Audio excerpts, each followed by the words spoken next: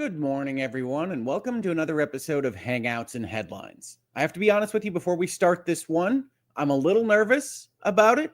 This is the big one. This is the longest document we will have reviewed live on stream in a number of years now on this channel. And it used to be the case that I could sit here with you in headlines and talk with you for 14 hours, 15 hours, and that was a long day, but I could do it. I can't do that any longer. So on this particular issue, we're going to talk about a 200-page lawsuit.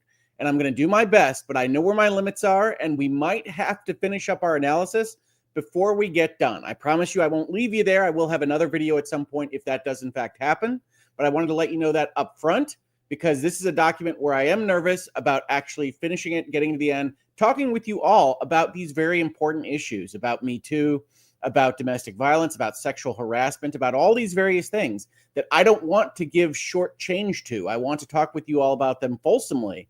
But I also know that I can't sit here and talk to you about them for 6 hours, 7 hours, whatever it might take to get through all this documentation. So with that as our preamble, we're going to cut short the Hangouts portion of this particular video a little bit to make sure that I'm still hanging on with you on hour 3 or hour 4 that we might get to in this video. But thank you all for being here. I hope the weather where you're at is great. I'm so happy to be doing this with you in Hangouts and Headlines. And with that said, we can start getting into those headlines right now. So we're not going to talk about the media coverage of this so much because the lawsuit itself is so long, but I do always in Hangouts and Headlines want to talk to you about the fact that many people have picked up this story and are now talking about the fact that Justin Baldoni in the It Ends With Us lawsuit saga is suing not just Blake Lively, but also her husband, Ryan Reynolds, for hundreds of millions of dollars.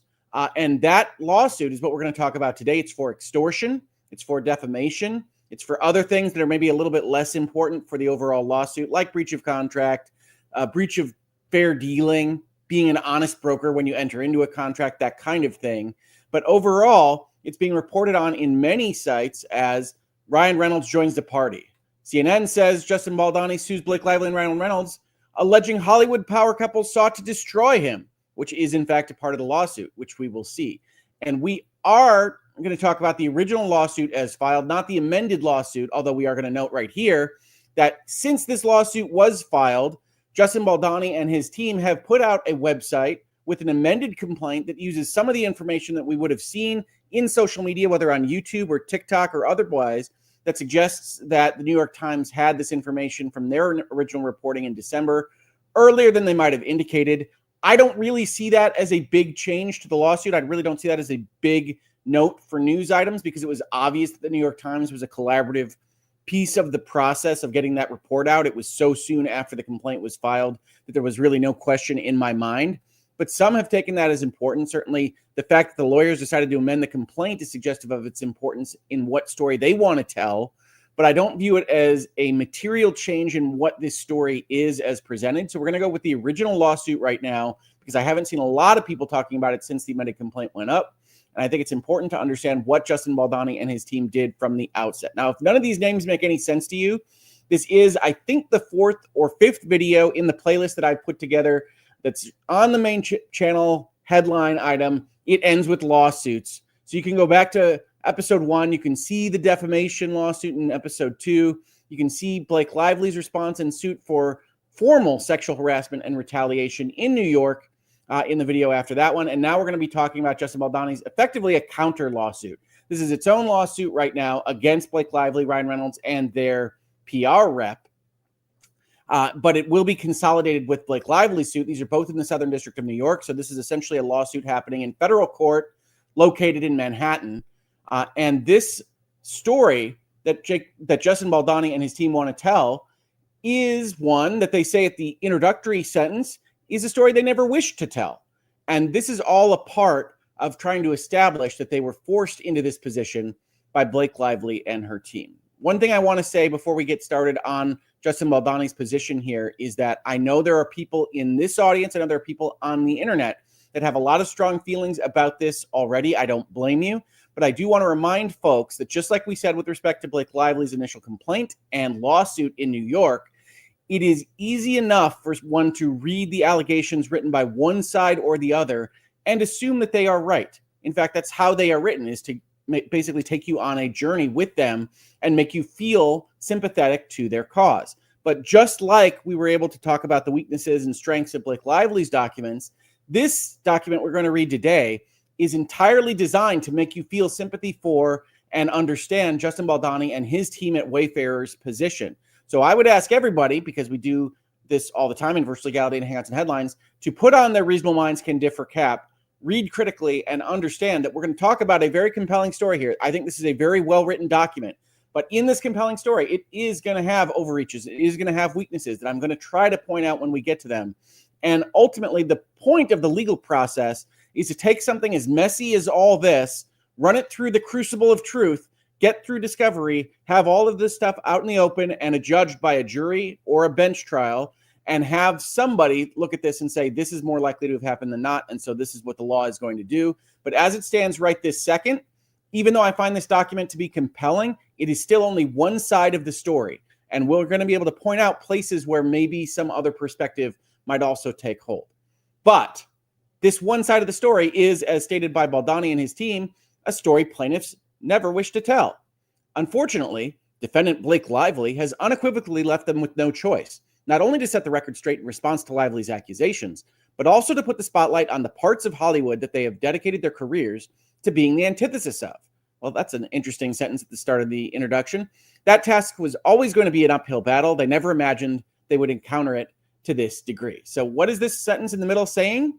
It's left them no choice but to set the record straight in response to Lively's accusations and to put the spotlight on the parts of Hollywood that they have dedicated their careers to being the antithesis of. So we're using kind of pronouns like they to refer, I believe, to the Wayfarer entities that want to be the antithesis of the bad parts of Hollywood. It's a little bit unclear here because you've got Blake Lively as the main subject of this particular sentence. And that's just the grammarian in me.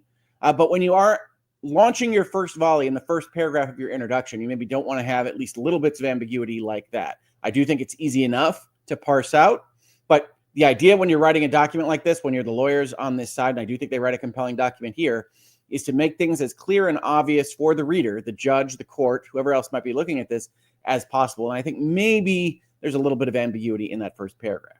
But continuing with the introduction, this will probably be the area where we have the most highlights, because I always like to let the parties talk about what it is they want to talk about, what focus they want to have on what's happening here. They say, she, Blake Lively, deliberately and systematically robbed plaintiffs Justin Baldoni and Wayfarer Studios of their movie.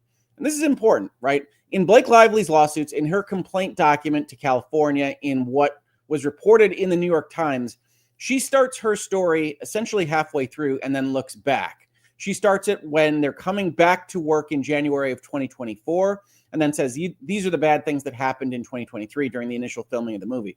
One thing that's going to happen in this document is they're going to use a more normal timeline and start from the start and then proceed forward in time. But before they do that, they want to establish why it is that Blake Lively, Ryan Reynolds, and their publicists might enter into false allegations against their client, Justin Baldoni, the producer, and Wayfarer in general. And that's a hard thing to do, right? It would be easy enough for them to say they're lying, they're wrong, this is defamatory, etc. But you want to have a story that you can tell about why this might happen. And part of this story is that Blake Lively and Ryan Reynolds ultimately, in accordance with this document, wanted to steal the production and the direction of It Ends With Us. That's a hard thing to establish, so we'll have to see if they can do that. Lively could not tolerate her publicly tainted image for even a moment, and further could not accept that it was entirely of her own making. She needed a scapegoat, and rather than admit and take accountability for her own mishaps, she chose to blame plaintiffs in a malicious and unforgivably public manner. We always like to point out when they use words like malicious or knowingly false, because those are standards that you're going to use later on in this document to establish what kind of damages you should get. When she and Reynolds could not force Baldoni and Wayfarer to read a statement that she and her representatives had prepared, extorting them to take accountability in defense of Lively's actions, she lay in wait for months, preparing to publicly attack Baldoni by falsely claiming that he had sexually harassed her. And that sentence is interesting. Extorting, I think, is meant to be exhorting, asking them to, not extorting, even though they're going to claim extortion overall in this, but that's a legal document kind of thing. When you're a lawyer, when you're used to writing these, you probably have your spell check and otherwise just your kind of muscle memory, writing letters, making words that are more in your legal wheelhouse than otherwise. So I think that's extorting, not extorting, but hey, who knows? Lively stole Wayfarer's movie, hijacked Wayfarer's premiere, destroyed plaintiffs' personal and professional reputations and livelihood, and aimed to drive plaintiffs out of business entirely. It further appears that Lively worked for months with the equally powerful New York Times to prepare a false and damaging narrative to deploy against plaintiffs. Now, this is a good paragraph. I'm interested in what story you want to tell me now, because that is a pretty high-level accusation. Upon information and belief, so we don't have direct evidence on this, the CRD complaint, the complaint filed in California by Lively, was filed only after Team Lively spent months feeding falsehoods to the New York Times, intending that they be disseminated to damage plaintiffs. Now, one thing I notice about this paragraph is we know Team Baldoni has a lawsuit in California against the New York Times for defamation. One of the things I said about that lawsuit was that it was unlikely to succeed. I think it's even more unlikely to succeed with this in place. But in this particular document, they are essentially saying that the New York Times was the patsy of Team Lively, Team Reynolds, as it were. And so that is at least some position of defense for the New York Times, right? We talked about this when we went over that lawsuit, but the New York Times has the ability to rely on things like filed complaints, on the oaths that someone filing a document like that has to make. And so this is essentially admitting, as against Lively and Reynolds, that they deceived the New York Times, that the New York Times was deceived. And if they were deceived, then it is very difficult to establish that the New York Times acted with actual malice, that they were knowingly spreading lies about Justin Baldoni, Heath, Wayfarer, and the rest. Lively delivered the CRD complaint to plaintiffs over the Christmas holiday, and rather than promptly file a lawsuit, Lively, on information and belief, leaked the typically private CRD complaint to the public, utilizing the New York Times as conduit for her revenge. Now we're getting a little bit pulpy here, a little bit comic book, conduit for her revenge. But importantly, this is why I even started talking about this story. I was reading that article in late December of last year, and I said, I want to do a Hangouts and Headlines on this because it seems so obvious to me that the only source for this could be the complaint document itself. There's nothing outside of that complaint document that appears in the New York Times, ostensibly investigative reporting on that particular issue.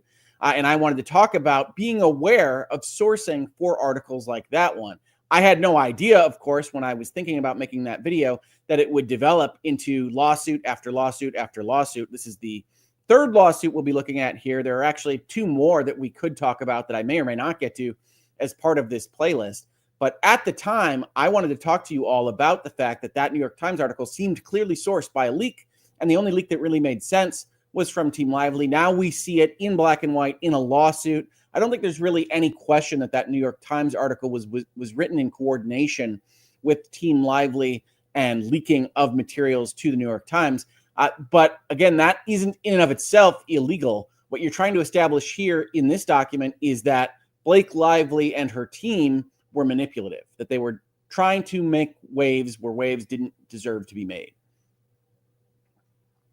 Lively then waited 11 days to file suit against plaintiffs, not really a terribly long time to file a federal lawsuit, in what seemed to be a desperate move after the public questioned why she had never filed a civil lawsuit. Now, of course, the public makes all sorts of questions that may or may not make sense from a legal standpoint. The clearest answer to that is I can't file a lawsuit in California until essentially they give me a right to sue letter for this particular purpose. And so I had to go through that complaint process. Now, you can ask questions about the leak. You can ask questions about the collaboration with the New York Times. But there is no real reason why you had to file a lawsuit at that point in time. But there's also no real reason why you had to file a complaint in California if you were ultimately going to file in Manhattan, in the Southern District of New York, under a federal lawsuit. So there's a lot of questions here. I just wanted to point out that the lawyers are, again, trying to frame it as she was desperate. She waited. She filed a lawsuit only when she was forced. On information and belief, Lively never intended to file a civil lawsuit, which would have triggered plaintiffs' right to discovery, including obtaining evidence and deposing Lively under oath. By the time Lively actually filed a lawsuit against plaintiffs, the damage to plaintiffs was done by virtue of Lively's months of colluding with the New York Times on a false and malicious narrative, unshielded by any privilege. And that's important because these types of documents that we're looking at right now, lawsuits, have a litigation privilege. You can't defame someone by making allegations against them in a legal complaint like this one. And so the complaint is privileged. The leaking of it to the New York Times is not.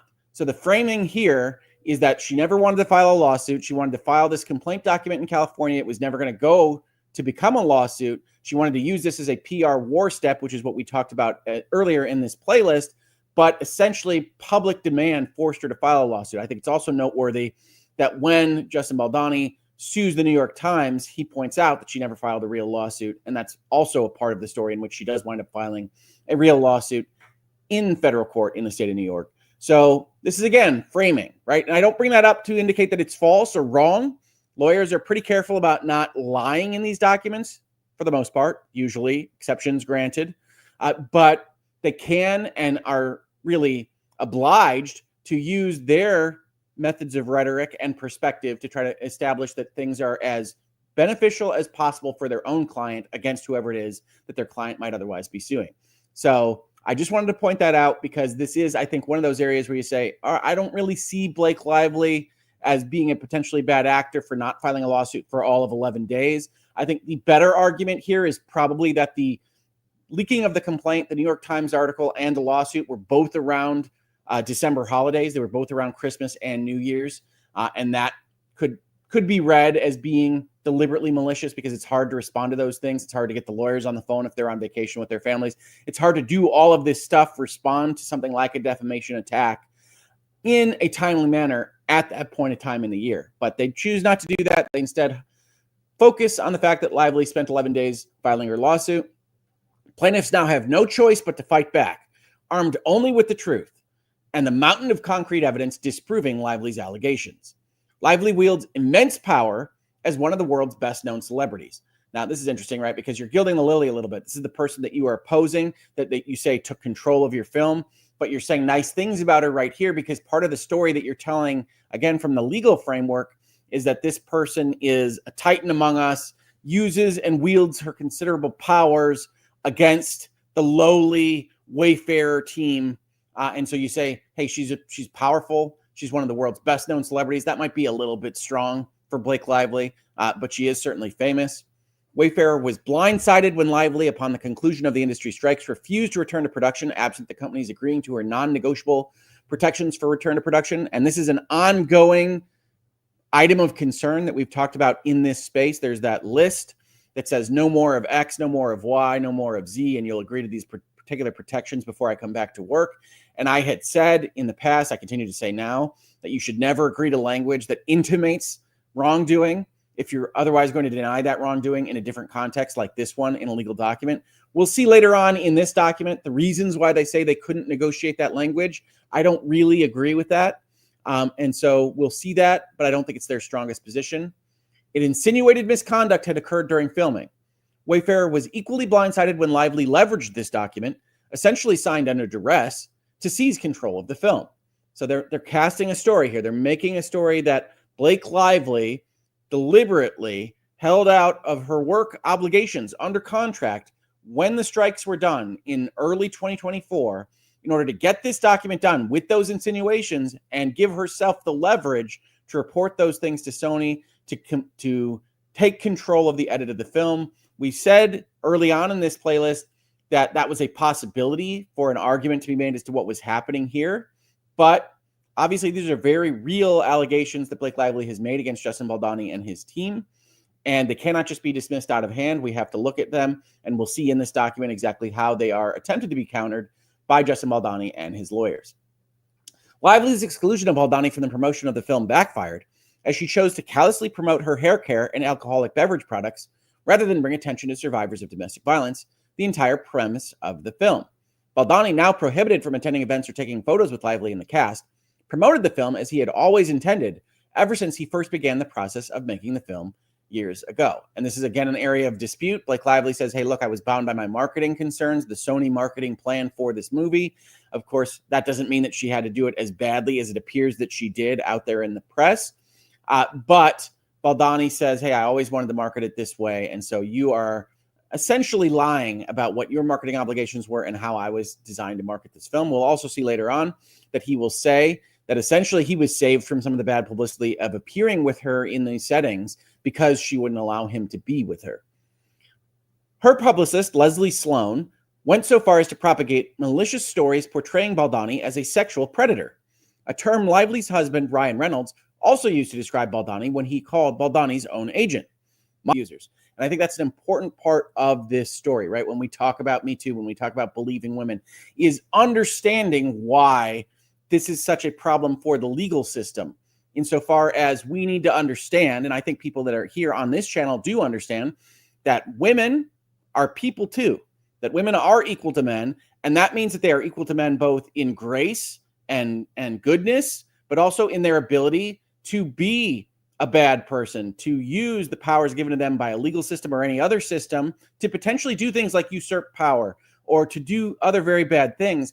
And that Me Too and Believe All Women gives that power to women in a way that unfortunately allows certain people to snap their fingers and try to usurp that power in a fashion that leaves women that are justifiably concerned about being in actual hostile workplaces, of being harassed, of being abused in a way that the world now looks at as something of a boy who cried wolf situation. And I think that's a terrible thing, right? I want to say that I think that's a terrible thing. I want people to be able to be safe, to be able to report when folks are harassing them, when they are abusing them, when they are being put into situations that they shouldn't be put in employment or any other context. But when you create a framework that essentially puts the onus on the opposite party and gives one party the ability, if they so choose, to be bad actors and to make claims that are very difficult to refute, as we will see in this document, then you are unfortunately empowering some of the worst impulses of human beings, women or men, right? Women can be bad, men can be bad, women can be great, men can be great. Lively knew full well, as we say in this document, that making those allegations would be a career death sentence for plaintiffs, especially given that Baldoni has lived his private and public life as an impassioned advocate for gender equality and healthy masculinity. She did not expect, however, and I like this turn of phrase because it reminds me of the Lord of the Rings, but something happened that the ring did not intend.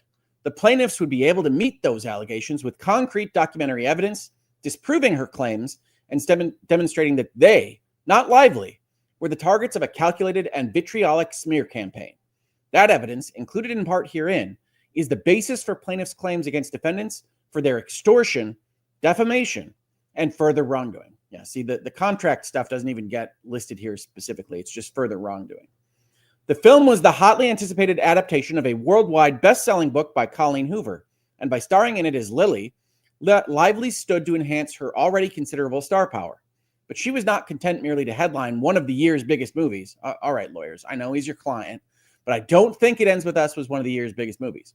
Instead, apparently driven by overweening ambition and a need for control, definitely more on that later, because this is the main charge that Team Baldoni is making against Team Lively, is that she essentially needed control of the creative aspects of this particular filmmaking process, that we will see that come up again in the legal documents that are now part of a very, very public set of lawsuits. Lively eventually leveraged her power as a wealthy celebrity to wrest the reins from her co-star and the film's director, Baldoni, insisting on total control over every aspect of the film she could get her hands on, from wardrobe to marketing strategy to music, even creating her own cut of the film. This came as no surprise to her worried colleagues, given that even well into production, Lively had not even read the book. And they have a text here from September 14th, 2023. It says, while I understand Blake's reasons for not wanting to read the book does a very good job in getting into Lily's mind, etc. And they're having a conversation about why she should or shouldn't read the book. And then there's a lovely footnote here. Some of the best stuff in legal documents is always in the footnotes because they're essentially an understanding that they're not directly attributable to what your legal argument is, but they're still kind of funny bon mots you can add about the opposing side. She even tried to Google the color of her character's hair rather than pick up the book.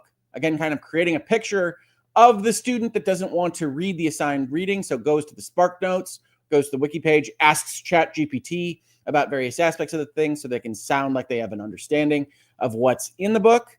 But yes, Lively had not read the book as of September 2023, which would have been after a couple of months of filming on this particular film. Lively's disastrous marketing efforts, again, is framed by Baldoni, and tone-deaf press interviews and appearances backfired and led to widespread criticism of Lively's promotional approach. Past videos of Lively resurfaced online, videos that appeared to solidify public perception that Lively was an insensitive, mean girl who cared more about peddling her products than acknowledging the domestic violence survivor community. Social media commenters quickly pointed out that her tie-in of her alcoholic beverages was in particularly poor taste, given the World Health Organization estimates that 55% of domestic violence incidents are linked to alcohol, Unbelievably, Lively made this harmful and irresponsible message worse by naming a drink at her premiere after party, While You Wait, after the character who committed domestic violence in the film. The suggestion that Wayfarer caused the online backlash against her is absurd, given the evidence of her own insensitivity. And again, I think this is just an area in the introduction where they want to make these claims about Lively, and they want to establish overall, on a macro level, that anything that happened against Lively could be organic, that she did this to herself, that this was not a retaliation campaign, even if that might not be illegal. And we don't really have a great feel for whether it is illegal under the law, even though Lively claims that it is. But that a PR campaign here was unnecessary because essentially Lively was shooting herself in her own foot. You say that here because you want to get these facts out front. You want to get them in the early pages that the judge and us are the most likely to read. And so you put out things like she apparently had a drink at her after party that was named after the domestic violence perpetrator in the film. Not a great step. Again, kind of intimating that she is tone deaf in a certain important way and that she could have done this to herself. Now, before we move on from there, I did see that there was something I should flag. There's a member chat from Hedgehog in Space. I'm late, but happy to be here. Hey, we're happy to have you here, Hedgehog in Space. Thank you for being a member for more than 2 years. I really appreciate all the support from everybody here. And if you've been following the channel for the last couple of weeks, you've seen, try to do more member stuff, a little bit early member virtual legalities. We'll probably add some more member emojis in the near future. Just have to get that pipeline up and running. But I really appreciate all the support from members, from subscribers, from everybody that participates in these conversations. I think they are so important. Thank you for being here, Hedgehog in Space. I really, really appreciate it. Now, we're only on paragraph 11. We're only on page 7 of 179. Hang in there, folks. We're going to do the best that we can. Sadly, this backlash could have been avoided had she not refused to meet with the film's domestic violence partner organization, nomore.org, as Baldoni had offered. Here, I don't think this is actually adding much to the legal argument or the introduction, but this strikes me as something that the client wanted to have included here. Meanwhile, Baldoni, whom Lively herself had ensured was excluded from participating in her marketing efforts, was safeguarded from this backlash as he focused on amplifying the voices of those affected by domestic violence. Lively, enraged that her plans were foiled and armed with quote-unquote proof of alleged sexual harassment in the form of a 17-point list of demands she had required plaintiffs to sign just months earlier, focused her rage on Baldoni, blaming him for the consequences of her own missteps. So that's Lively. Then we have another component here that we've talked about briefly in our previous videos. Meanwhile, Stephanie Jones, founder of Jones Work LLC, Wayfarer and Baldoni's erstwhile PR firm, missing PR firm, was embroiled in a personal and professional crisis. Her increasingly erratic behavior had driven away not only high-profile clients, but also her right-hand woman, plaintiff Jennifer Abel, who oversaw the Jones Work Los Angeles office. After a final outburst against Wayfarer in which she outright refused to comply with their direct instructions, Wayfarer had no choice but to cut ties with Jones and Jones Work, rather than leaving their public image in the hands of what appeared to be an out-of-control Jones. Now, we know there are lawsuits going on between Jones and Abel. In fact, I think they're in the same court that is hearing this particular case with both Wayfarer, Lively, Baldoni, and Ryan Reynolds. But this is language that I don't know that I would recommend here. This is certainly an instance where the client, Justin Baldoni, and Wayfarer in general are upset with what happened with respect to Stephanie Jones. But in a case where you are accused of sexual harassment and accused of bad behavior, an unprofessional behavior in your workplace, I don't know that you want to be on the record claiming that the female PR representative that you fired was increasingly erratic, had a final outburst, had to cut ties because she was out of control. That all sounds like it goes to the other side's kind of argument about the kind of people that you are. But again, I don't think there's a problem here. I don't think this scuttles their position at all. I just point these things out because it's what struck me when I read this the first time. On information and belief, Jones, Lively, Reynolds, and Sloan, Lively's publicist, and others concocted a plan whereby Jones would seize Abel's phone upon her departure and mine it for messages that, stripped of context, could be used to concoct a false narrative that the disastrous press coverage of Lively's callous and opportunistic comments and the public reaction to those comments were not Lively's fault at all, but the result of a calculated smear campaign by Baldoni and his team. And the lawyers say, though in reality, that smear campaign is non-existent. So the framework here is Lively scuttles her own marketing of the movie and can't take it, and so looks to Stephanie Jones and the seizure of Abel's phone when she leaves Jones's employment to look for messages that would show how Baldoni and his team were reacting to situations in a marketing way and frame him, that's the argument in this document, for essentially retaliating against what happened on set of a movie. On information and belief, Jones's role in this scheme accounts for her conspicuous absence from Lively's retelling of events. It is interesting that Stephanie Jones is not a name that appears on the Lively complaints. Plaintiffs are informed and believe that the defendants have been working in concert since at least August 21st, 2024, when Sloan boasted to Nathan that she had seen her texts and that Nathan would soon be sued. And they do note that while it is not entirely uncommon to request that an existing employee return company property, it is not often the case that personal phones, phone numbers, and communications are seized, made public, and weaponized against the employee and the company's own clients. Now, here I highlighted that it's not entirely uncommon to request that an exiting employee return company property. I think is pretty obviously, even to a court that maybe not has the best understanding of this, that this is not the way things are. To the extent that you have company property, meaning property that was paid for by the company, whether it's your phone, your laptop, or otherwise, it is not entirely uncommon to request that it be returned, is several steps removed from what is actually the case, which is it is absolutely the norm to return company property. It is totally fair to say that it's not usual for that to be leaked or otherwise used in a complaint document against your previous clients. But it is absolutely the case that if you're in PR and the company paid for your phone, it would be expected for you to return your phone to your PR company when you leave it. Though Lively claimed Baldoni was the one smearing her, the reality is that it was Lively and her team who carefully planned and implemented a vile smear campaign against Baldoni and Wayfarer, which at a kind of macro level, again, makes this argument, it was their campaign. Lively would recast herself as the long-suffering martyr by portraying Baldoni and Wayfarer as her persecutors, the masterminds behind a smear campaign that evidence will show did not exist. Defendant Sloan of Vision PR was all too willing to carry out this strategy, especially once armed with ammunition by Jones, who was bent on revenge against her ex-employee and former client. And lawyers just talk like this from time to time. I don't think I've ever met anybody in my actual life who was bent on revenge, but there you go.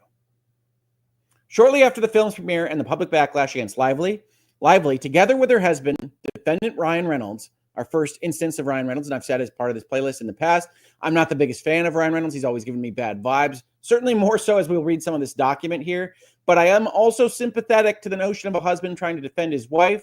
So I think there are places here where Ryan Reynolds can maybe have a little bit of a better gloss, a more positive view than is put forth in the Baldoni documents. Obviously, he's on the other side of a lawsuit here, and we're looking at only Baldoni's perspective. But he certainly does things as described in this document that will add to your negative vibe about him, I would think. Demanded through their talent agency, which also represented Wayfarer and Baldoni, that plaintiffs publicly apologize for so-called mistakes during production. Reynolds and Lively drafted a statement and demanded that Baldoni, Wayfarer, and Heath issue that statement, requiring them to apologize to the public and fall on their sword, despite having done nothing wrong, or else the gloves would come off. Multiple WME executives acknowledged that in their experience, Lively and Reynolds' threats were not to be taken lightly, though admitting to false, vague, and unspecified mistakes would be tantamount to admitting to career-ending misconduct. Perhaps. I don't know. I think there are a lot of public relations statements that talk about mistakes and issues on set and things that might make your life harder in the future. I'm not sure it would be career-ending as misconduct, admitting to the specific statements here. That said, obviously you don't want to apologize for things that you didn't do, and it is unjust for you to be asked to. So if you didn't do these things, this is an unjust request, and it starts to look like extortion, which is, of course, what they are going to be accused of as part of this document. Lively, working with her husband, her publicist, and Jones, among others, set out on a campaign to tar and feather plaintiffs in the press. They conspired and worked in concert with the New York Times to put out a blockbuster news report as devastating as it was false. And this particular lawyer likes this turn of phrase, as blank as it was blank. They advanced a fabricated narrative in the press that plaintiffs had sexually harassed Lively, then embarked on a calculated and malicious smear campaign to destroy her reputation as retaliation for daring to complain about the harassment. Defendants laid their trap carefully over a period of months before springing it all at once on the eve of the winter holidays. And there's that reference to that particular time frame that we talked about.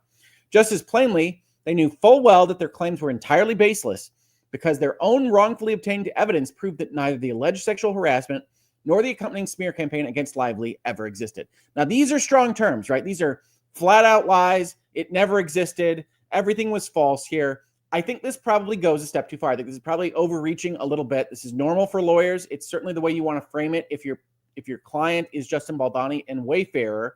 But I think, as we will see in this document, even though they have good arguments for why things shouldn't be seen in the perspective that Lively and Reynolds put them in, I think that those arguments do not mean that nothing happened at all, that it is entirely false, that nothing ever existed. So we have to take that into account when we read these things, that that's what the lawyer is designed to do. And if they have strong arguments, they're supposed to frame them as strongly as possible. But in this particular instance, I think sometimes they maybe overplay their hand a little bit. Lively even went so far as to serve her lawsuit on the Los Angeles-based defendants as they evacuated their homes in the midst of devastating fires engulfing their city. On a day when defendants were gathering their kids and pets, preparing go bags, and monitoring evacuation orders while fearing for their homes, Lively, from the safety of her penthouse in New York, deployed process servers in the midst of these troubling times. And remember, this is a PR war, right? This is a legal document. That's why we're looking at it from a lawyer's perspective, but it's also a public relations document. And so while there is no real legal reason to include that Lively served process on her lawsuit during the Los Angeles wildfires, it does present Lively in a bad light, right? It does present the other side as the bad guys. We're the good guys, they're the bad guys. Judge, however else you feel about all of the rest of this, however else anybody feels about the rest of this, remember, she's the bad guy, we're the good guys. At bottom, this is not a case about celebrities sniping at each other in the press. Well, not entirely. This is a case about two of the most powerful stars in the world deploying their enormous power to steal an entire film right out of the hands of its director and production studio. Now, interestingly, on this particular framing, I think they also go a little bit too far. And ironically, in the same way that we've seen certain aspects of things like sexual harassment and abuse claims go too far, right? To the extent that Sony and Wayfarer and even Justin Baldoni agree to the demands that are put upon them, it's difficult for them to actually claim that this thing was stolen, right? Extortion is the making of a demand using unlawful means. And in this particular case, they're going to claim that that's what happened because of the leverage that they had from the money spent already in filming and because there was this break during filming of this particular movie. But overall, the word steal out of the hands of the director and the production studio, they didn't break in and take the keys to the set, right? They made demands that they feel were unjust, that Wayfarer feels were unjust. But stealing is perhaps a different kind of concept in this framework. I don't blame the lawyers for making that claim. I don't blame the lawyers for framing it in this way. But we have to remember that this is designed to be as strong as language as possible for Justin Baldoni and his people.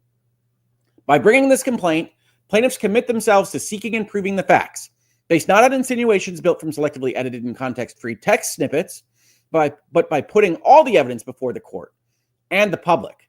Well, that latter part might be an issue for the court. We'll see in a minute. When plaintiffs have their day in court, the jury will recognize that even the most powerful celebrity cannot bend the truth to her will. And that seems to be a catchphrase we see a lot in modern times about whether celebrities can bend the truth, can get what they want out of the court system, out of the legal process. And this is the kind of vociferous response from Baldoni and his legal team saying that, no, none of this happened the way that she's framing it. And so if we get this to court, if we get all the evidence on the books, if we go through a Depp v. Heard court process, then the people will see that this didn't happen the way Lively and Reynolds ultimately frame it as having happened. But this and the public here is an important kind of question because Team Lively is accusing Baldoni of making websites and putting timelines out and putting evidence out and video clips out in a desire to pollute the jury pool, in a desire to get information out there that will make it impossible for Blake Lively to receive a fair trial. Now, I don't actually think that's happening. And I think in a defamation case, when you've got what is an accusation of false allegations that can cripple your career and livelihood, then you do have if not an obligation, a right to put out there what you feel is the correct information. But that is going to be a part of this story in the long run. Maybe not at this point in time. There was a court proceeding in which the judge talked to both parties and said, you can't just frame everything that you want out in the public. This has to go through the legal process for everybody to get fair treatment here. But it is a part of this story. And I did see another message here I wanted to get before we dive into the facts after that introduction framework. So, often confused, always Nicole. Thank you for being a member for more than 2 years. Glad to catch an H&H live. Heart emoji. I've always loved your reasonable minds can differ mindset / tagline. Here's to another 29 months clapping emoji. Man, I hope so. I hope I'm still doing this 29 months from now. I never know whether we'll be doing this even 2 weeks from now, but I really hope so. I'm very glad to have you here. Often confused, always Nicole. Thank you for supporting the channel. I really appreciate it. And I really appreciate everybody that's a member here that otherwise does those super chats that help support us with likes, subscriptions, and otherwise. So please become a subscriber, become a member, give us upvotes, leave comments. I'd like to converse with you all in that capacity, or do none of that and just tell people that we're hopefully having good educational, informative conversations here in this space. Then we'll get to those facts. Baldoni and Wayfarer purchased the rights to It Ends With Us. So again, the framework here, Blake Lively, bad. Justin Baldoni, good. That's the way that this legal document works. Baldoni co-founded Wayfarer in 2019. From the beginning, Wayfarer was dedicated to being a different kind of studio, one that produced world-class entertainment driven by a powerful vision for change. Baldoni, whose film career was dedicated to producing and directing meaningful films to have a positive impact on the world, was deeply moved when he read the book It Ends With Us and genuinely believed he could make a film that could save lives. Again, our noble saint client only wants to make movies, not even to make money, but to change lives, to save people. Nothing wrong with this, but we have to acknowledge that that's the framework when we look at these documents. In pursuit of the same vision, in 2019, Wayfarer acquired the film rights to It Ends With Us. In 2021, the novel exploded in popularity thanks to the social media phenomenon Book Talk. So apparently It Ends With Us was a Book Talk book. I didn't know that, but I'm glad to have that included in the document. Many fans expressed how important the book was to them as survivors of domestic violence and intimate partner abuse. When It Ends With Us author Colleen Hoover watched 5 Feet Apart in theaters, she told Baldoni, "You are the right person to make this movie," referring to It Ends With Us. She even intimated that he might be a good Ryle. And these letters, we're not going to go through in too depthfully here, but they are from Justin Baldoni to Colleen Hoover, and then Colleen Hoover is going to respond. He says, "It's a pleasure to meet you. My purpose and intention in this insane business is simple: create impact by making content that helps us remember our shared humanity. Content that asks us to be better, to make the hard choice in the moment that one day on our deathbeds we will be grateful for. It's been a tough road, but an incredible one, as our industry doesn't often reward those trying to change culture. Luckily, it's the messages of those that watch the content that are the reward and the lives we have affected. I've always believed the financial reward will come, but it's not the primary motivation." And there's a lot of this. There's a lot of kind of preening about the nature of movie making, the nature of storytelling. And I'm at least sympathetic to that, as certainly not a movie maker, but a content creator myself, that I do want to have reasonable minds can differ out there. I do want to be valuable to you. I do want to provide information and education more than I want to make membership money, more than I want to make advertisement bucks from YouTube, that I can't make any of this stuff if I don't feel like it's adding value to your lives, hopefully, at the end of the day. But I also understand how some folks can look at that and say, oh, well, that's disingenuous, or that's preening, or that's otherwise.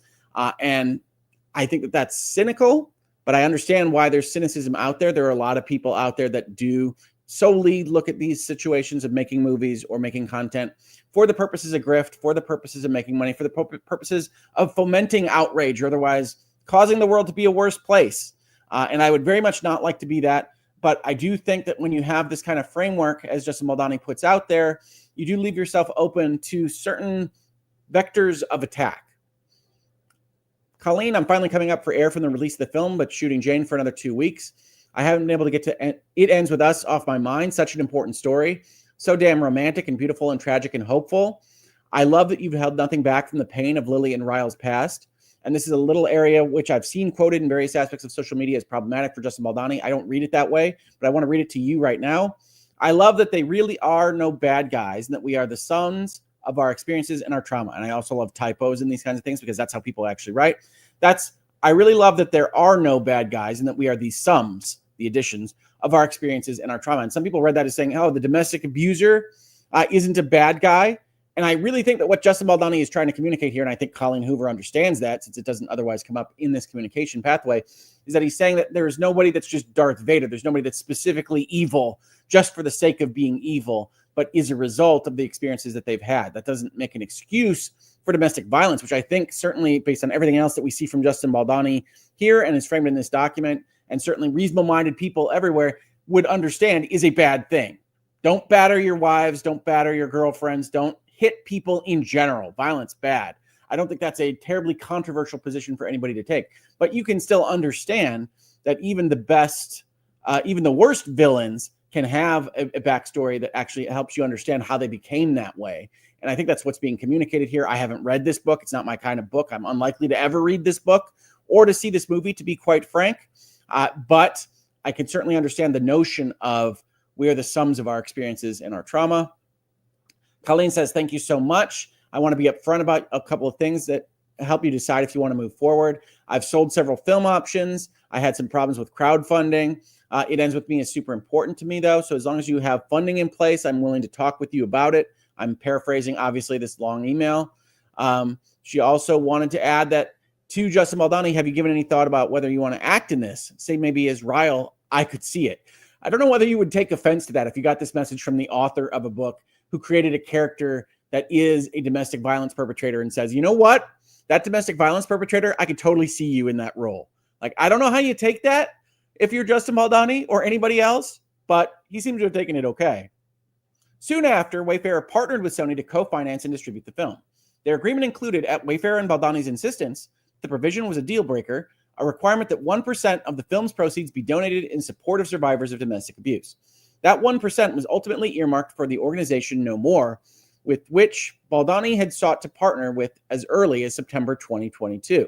We heard this referenced in his lawsuit against the New York Times. Again, we're still in the area of this document that's establishing Justin Baldoni is a saint. He's a great guy. He would never do anything bad to anybody. He wants to give 1% of the film's proceeds, it's millions of dollars, to support survivors of domestic abuse. This is a domestic abuse movie. He wants to make change in the world. He's a good person, Your Honor. He's a good person, jury. Just remember all of that when we get into some of the more dicey stuff later on in this document. In casting Blake Lively, a world-renowned actor with talent and charisma. Again, super powerful, very difficult to challenge in any capacity. So we're going to say these very nice things about her in this document. In the leading role, they entrusted her with their vision to bring Lily to life. Although Wayfarer learned that Lively had a reputation for being difficult to work with, the end of the sentence should be, they ignored it and proceeded anyway. Baldoni at the time was not dissuaded and found her to be genuine. During pre-production, Baldoni and Lively began a promising and close collaboration. On or about December 31st, 2022, Lively agreed to take the lead role of Lily Bloom. As part of the subsequent negotiations, Lively was granted an executive producer credit, a title often given to talent of her stature. Lively had requested a producer credit, but Wayfarer and Sony demurred, given that such a title would not actively reflect the role she was asked to play in the production. So they were actually guarding some of the credits for this particular film. In the beginning, it appeared that Baldoni and Lively would have a positive, collaborative, creative partnership.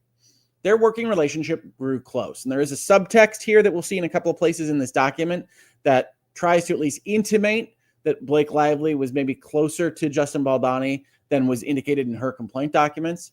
They texted almost daily, and a friendly banter established a comfortable dynamic that under typical circumstances would have made working together easy. Lively even felt comfortable enough to make silly jokes, redirecting a sweet compliment Baldoni gave. Well played. I feel the same, says Blake Lively. It's such a good feeling to get work done that we're proud of and to do it together. It just clicks when we find it. And that's just as rewarding as filming it or editing it or marketing it or releasing it. This is all storytelling. This is why we do it. Thank you for your collaboration. I'm really proud of what we're doing. Now, this is very early on in the process. This is early May 2023. Justin likes those particular things. He says, I like sentimental Blake. She says, never met her. And he says, I also like asshole Blake. Don't worry. She says, oh, I've met her. So have my suppositories, which is a fairly witty response. Good night. This was the nature of their relationship, which made Lively's later allegations all the more baffling. I want to point out, this is a very useful way to frame this out. Justin Baldoni's a good guy. He's very friendly, and they're having friendly, bantery texts. One might even argue flirtatious texts to some extent in their capacity in a working relationship. But I would also point out here that this doesn't mean that things can't sour, right? This doesn't mean that things can't become as bad as Blake Lively intimates in her complaint document in California and her lawsuit in New York. And so this is nice. but it isn't dispositive in my mind. When I'm reading through this, I say, okay, yep, it makes Lively's later allegations all the more baffling. I see what you're trying to establish as your story, but you once had a light bantery text with her doesn't mean that you didn't do bad things later on. Almost immediately, Lively began inserting herself into the production process in intrusive ways, well beyond the scope of her contractual entitlements. Now, I highlighted that part because, again, I'm a business transactions attorney. I am not always looking at litigations, but I am thinking about how people work together and what contracts need to say. In this particular context, we've talked about it before, but a lot of what happens with respect to what Blake Lively wants to do, as described by Justin Baldoni and his legal team, could have been negotiated for in a contract, right? You can ask for wardrobe control. You can ask to have your wardrobe fittings done at your penthouse apartment. You can ask to have some editing rights or other rights to dailies and things like that. But when you're negotiating a contract, everything that you ask for generally costs you something, right? The thing that you are getting as an actor in a movie is primarily the money that you are being paid, right? That's what you're getting. And to the extent that you want other aspects of it, you want to produce the movie, you want to have rights to the dailies, you want editing control, you want creative control, whatever it might be, you want more things. The more things you ask for, the more money you probably have to give up at the front end. But if you don't want to do that, you can sign for the money that you do want, ask for no controls, and then try to leverage your way into them later. That's not necessarily legal. It might be extortative. It might have a problem in the legal system, but you can take that step. It's just not the way that you want to be doing things under contract. And so this accusation here is essentially, look, she began inserting herself in the process in intrusive ways. She could have asked for this stuff in the contract. We would have known to move on from her. We would have known to do other things, go in different directions, pay her less, whatever it might be. We didn't know that because we didn't know this was her plan. And so we were unable to accommodate that in our budget or process for making the movie. At one point, Lively insisted that her character had money and could afford $5,000 shoes, despite being a fledgling small business owner. This forced Baldoni to rethink the entire script that had been in the works for well over a year and was approved by Sony and Wayfarer, a script that Wayfarer had commissioned multiple drafts of and incorporated countless notes, including from the book's author, Colleen Hoover, and the wardrobe budget ballooned. Now, that's not the end of the world, but it is suggestive of a state of affairs that they want to suggest as why these particular claims happened. Lively often refused to participate in wardrobe fittings at the production office, which was a mere 15 minutes from Lively's home. Instead, she insisted that the costume department pack up wardrobe and deliver it to her personal residence. Requests of this nature are typically made during contract negotiations. Since Lively made no such request at the time, this added expense was not included in the budget. Lively, who had a greater obligation to the studios as an executive producer, paid no heed to budget constraints, let alone to the months of planning that had already been completed. Now, interestingly, they framed the executive producer credit above as something given to actors of her stature. I think that's probably right. But there was no kind of implication that executive producer itself had an additional fiduciary or other duty to the studio or to the distributor or anyone else. So this is a little bit like stealing a base. I can't honestly sit here and tell you that I know what an executive producer role on a major Hollywood film is. I've always been kind of under the impression that it was primarily one of those roles given to famous actors in order to make them feel better about their part in the process. But I don't know whether she had a greater obligation to the studios. I don't know if this is accurate. I don't know if the court or a jury would know if this is accurate. But that's what they're trying to say is with that particular credit, she should have been more cognizant of actually producing a movie. In an effort to maintain harmony at the start of their working relationship, and keep this kind of language in mind, in order to maintain harmony, Baldoni and the studio reluctantly ceded full control to Lively over her wardrobe. This concession quickly proved regrettable. This should be on the t-shirt for this particular lawsuit. This concession, this acquiescence, this effort to maintain harmony quickly proved to be the wrong step. On the first day of principal photography, paparazzi captured and published photos of Lively in character wearing her hand-picked wardrobe. These images were widely reported as unflattering and sparked a backlash from Sony. Following these events, Baldoni approached Lively in her trailer to discuss necessary wardrobe adjustments and resetting their relationship to assert his role as director and his need to have her have approval over her wardrobe. The conversation, while professional, as framed by Baldoni's legal team, took considerable time and was later grossly misrepresented in Lively's CRD complaint, which falsely characterized the exchange as a lengthy outburst, delayed filming, and caused the crew to wait for hours while Baldoni cried in Lively's dressing room. On information and belief, Lively circulated this false account to the New York Times with the intention and result that it be widely published. Now, here, The Baldoni lawyers have an issue. And I said this up front, but the issue is this knowing falsity, right? This maliciousness. We have all in our lives been in situations where we had a heated conversation of an emotional axis at least one of the people involved. And if there was that emotion, if you talked about this conversation, lengthy outburst, argument, whatever it was later on, different people involved in that conversation would have different perspectives on what happened. So yes, it's important for them to frame that this was an effort to steal the movie, because otherwise, for the most part, what they use as evidence in this particular document is essentially a different perspective on events, right? They have to frame that it was a false account in order to get to defamation, in order to get to extortion, because if they don't, if it's just a matter of perspective, then essentially what you've got is a situation where you have differing perspectives, and Blake Lively uses those differing perspectives to go and ask for things from Wayfarer, from Baldoni, and from Sony, and those parties give them to her. She doesn't steal into the editing bay to make her own cut of the movie. The rights to the dailies, the rights to the edit, the right to the movie is given to her by Sony and Wayfarer and Baldoni in an effort to placate her.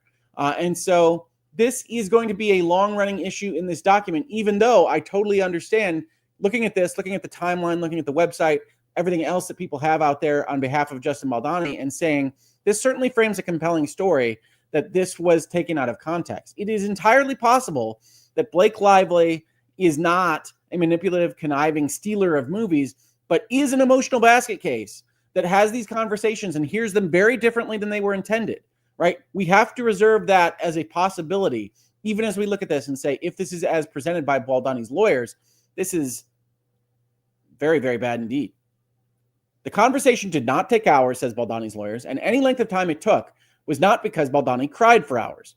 In truth, rather than take heed of the concerns of the film's distributor and director, Lively took this time to, among other things, suggest to Baldoni that he was being gaslit by Sony, Heath, and the other producer, and try to convince him to let her continue to take the helm. Baldoni did briefly become emotional during the conversation, but only in response to what he believed was a genuine compliment from Lively, praising his work as a director and actor.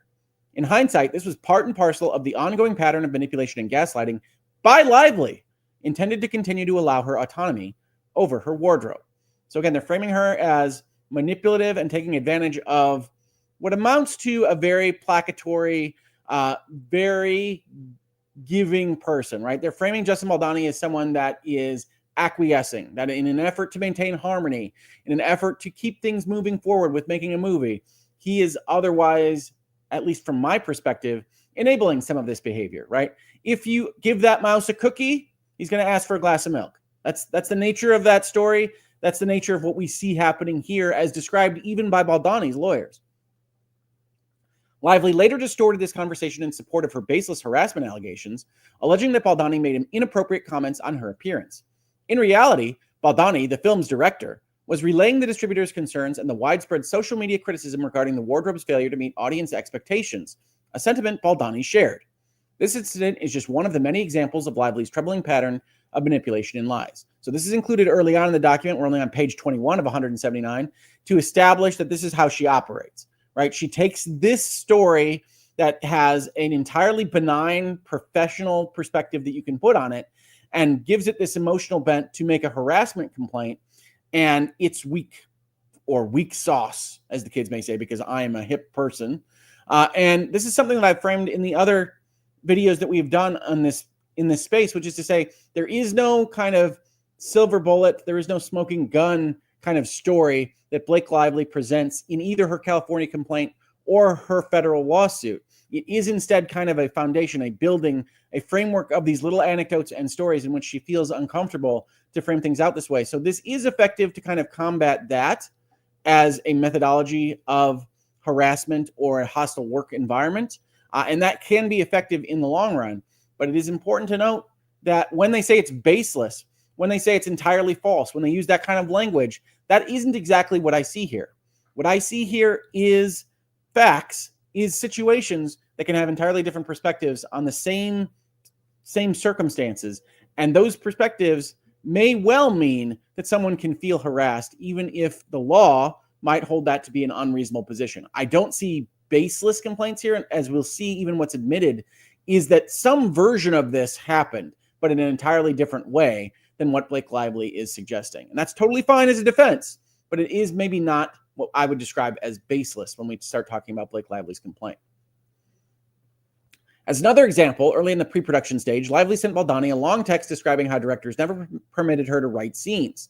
Lively asked if she could take a pass at writing the rooftop scene in It Ends With Us, in which the characters Ryle and Lily first meet. This pivotal scene, much beloved by book fans, was critical for setting the tone of the movie, so Baldoni was reluctant to allow an actor, rather than a union screenwriter, to rewrite this key scene. I can talk, I promise. Rather than a union screenwriter. I'm not sure what the word union is doing there in this context, but certainly it is something separate from an actor. But Baldoni felt the need to allow Lively to rewrite the scene and agreed to take a look at what she put together. Just like that first complaint document, this again looks like Justin Baldoni is continuing to acquiesce in circumstances where, at least at some level, you need a stronger hand to run a project of this size, to spend millions of dollars of other people's money, in this case Sony's and your investors. You're going to need to have some stronger control over your employment, over your workforce, over the people that are helping build this for you. The draft of the rooftop scene that Lively sent Baldoni dramatically differed from what had been written originally.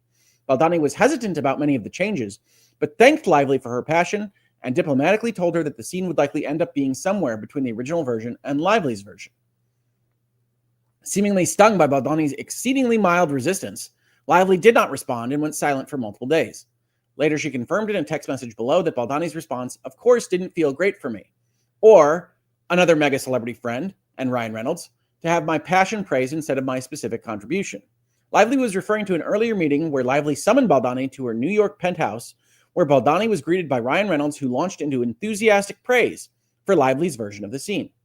Hours later, as the meeting was ending, a famous and famously close friend of Reynolds and Lively walked into the room and similarly began praising Lively's script. Baldoni understood the subtext. He needed to comply with Lively's direction for the script. Later, Baldoni felt obliged to text Lively to say that he had liked her pages and hadn't needed Reynolds and her mega celebrity friend to pressure him. Now, note, they're not mentioning in the main text of this legal document who that mega celebrity friend is. We will see that writ large in just a minute. They either forgot to redact the name in one place or didn't forget, which maybe is more damning in this particular context.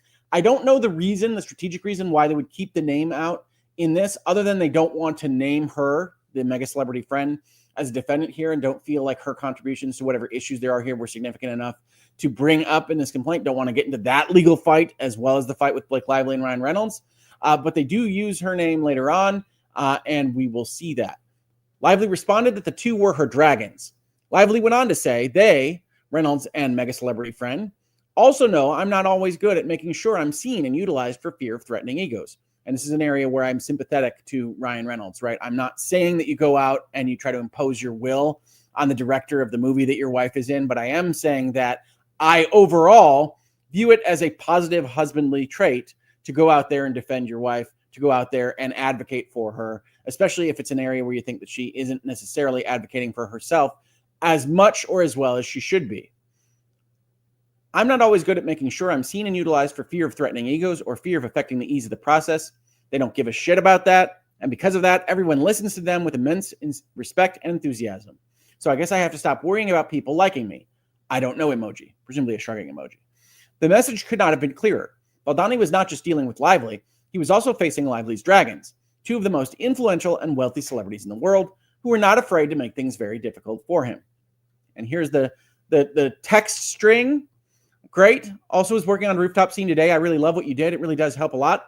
Makes it so much more fun and interesting. And I would have felt that way without Ryan and Taylor. Yep. Other mega celebrity friend. That's Taylor Swift, folks. In case you didn't know, winking emoji. You really are a talent across the board. Really excited and grateful to do this together. It's very appreciated. It means a lot. I'm deeply inspired by the film we're going to make outside of the success of this book. And you see these redactions here. Presumably, Taylor Swift is on this text chain and they're redacting it here. I don't know whether this right here of Ryan and Taylor is mistakenly unredacted or what, but I think it's pretty clear that that is Taylor Swift, famously friends with Blake Lively, also one of the few people on earth that can be properly classified as a mega celebrity. That's very appreciated, means a lot. The moment that excited me the most the other day was when you said you're not funny. You were going to kill that rooftop scene. You know it, I'm sure. Even though it was said in playful self-deprecation that we all participate in, it made me think of the process as a whole. Please know I trust that on the day you've got me, and I hope that you trust that I've got you if you want it. We're in this together, and we are two of the most determined people I know. We also have very high bars set for ourselves. To collaborate with this type of partner is a gift that neither of us will squander because we both care too much about the result and also the experience. And here's that obsequiousness I talked about earlier. This is just the way that they tend to talk to each other. It's very kind of self-congratulatory and congratulatory of their partners on this. This lawsuit is trying to use that to indicate that Blake Lively was not ever so upset about working with Justin Baldoni. I honestly think this is just the way in which these people interact, and you can take that however you like. As for Blank and Ryan, and Blank for that matter, I'm the luckiest person on the planet to have them as my dance moms, level stage moms. They are embarrassingly effusive. That said, they're also my most trusted partners and the people I go to first with anything creative I touch, and I'm the person they each go to first. That reciprocal creativity and support has been one of my life's greatest and most fulfilling gifts. When they loved and signed off on the pages, I felt good to send them to you. They asked what you thought, specifically after. They checked in so many times. I told them that you laughed a bunch and said it's probably a blend, but you appreciate my passion so much, which of course didn't feel great for me or them to have my passion be praised instead of any specific contribution, or even just that you didn't like the pages, which was fine also. And unfortunately, this is a kind of communication style I'm familiar with as well. This is what I might frame as Minnesota nice or passive aggressive. And it's like, yes, it's very great to work with you. Obviously, I didn't like what you had to say. It didn't work for me. It didn't work for them. Both Ryan and Blank have established themselves as absolute titans, as writers and storytellers outside of their primary gig. Again, just to put my tilt on it, I don't think that I would ever frame Ryan Reynolds as a titan, as a writer or storyteller. Taylor Swift is a titan in terms of her popularity and what she puts out there. Ryan Reynolds, not so much. I'm so lucky to have them as creative barometers, but also to have them as the people who prop me up and make sure I'm seen for all I can and do offer, et cetera, et cetera. If you ever get around to watching Game of Thrones, you'll appreciate that I'm Khaleesi, and like her, I happen to have a few dragons. That's strange, right? You know, Game of Thrones ends with Khaleesi maybe not being the best person in the world. So maybe that's an effective kind of metaphor here. But hey, I don't want to spoil Game of Thrones for you, but the makers of Game of Thrones did that for themselves. Difficult proved to be a gross understatement. Though Baldoni initially invited Lively to make changes to the script, Lively began altering the script daily. Lively's constant changes placed significant stress on the production crew, not to mention financial strain on Wayfarer. Producer says, "Are you listening to this? She's fixing the script. I think Angie's advice was actually wrong. Blake is now directing the movie. This is bad." Jamie Heath says, "I'm listening. Talking through it is better than not. Seeing what's possible as long as any decision is done with approval." Producer says, "Not for something that was already intimately planned. This will be every day of the shoot." This is definitely project managers that are upset about things going outside of their bounds. Jamie Heath says, "I know. I'm not sure what can be done, honestly, at this point in terms of Blake." So, yes, it does appear that even early in May 2023, they were having internal talks about Blake's control of the script, Blake Lively's control of the script, being a problem. More than a year later, during a red carpet interview at the New York film premiere, Lively stated the iconic rooftop scene. "My husband actually wrote it. Nobody knows that, but you know." This startling revelation directly contradicted Lively's previous insistence that she had written the scene, and certainly casts Reynolds' high praise for the rewritten scene in a different light. It does, doesn't it? If Ryan Reynolds actually wrote that and said, you're not going to use this magnificent piece of work when you're at my penthouse apartment, that's a different conversation than defending your wife. This was also the first time that plaintiffs learned that Reynolds, who had no formal role whatsoever in the film's production, had made unauthorized changes to the script in secret. Yep. This pings my business lawyer bells, right? You've got somebody contributing intellectual property to an intellectual property entire concept, right? He wrote words that are then filmed and put into a movie. I've got an issue because I don't have right of title to that intellectual property. You need to assign that. You need to be contracted to me to make those things if I'm Wayfarer, if I'm Sony. This is all a big problem, but it is also suggestive of Justin Baldoni, Jamie Heath, and Wayfarer in general, maybe not running as tight a ship as they need to actually make a movie of this caliber and size. Justin Baldoni reacted by also praising Reynolds, so as to not harm Lively. Reynolds, who apparently wrote the scene and possibly others during the WGA strike, which again is neither here nor there from a legal perspective, but does cast Reynolds as a bad, essentially a strike-breaking writer or the film. Lively's remarks about Reynolds' purported contribution to the script raised eyebrows sky high at Sony, who told Wayfarer that they certainly needed some clarity on public comments made about Ryan Reynolds potentially contributing writing services for the rooftop scene. Yep, this is exactly the email that I would wind up setting. Hi, blank. We certainly need some clarity on public comments made about Ryan Reynolds potentially contributing writing services for the rooftop scene. Can you provide additional information on this? As there are no contracts, his services are not in the chain, nor is his name anywhere in the credits. Here's a media report on that. Thanks for clarifying. If services were rendered, obviously we require signed documentation immediately. Yes, you fix this retroactively as quickly as you possibly can.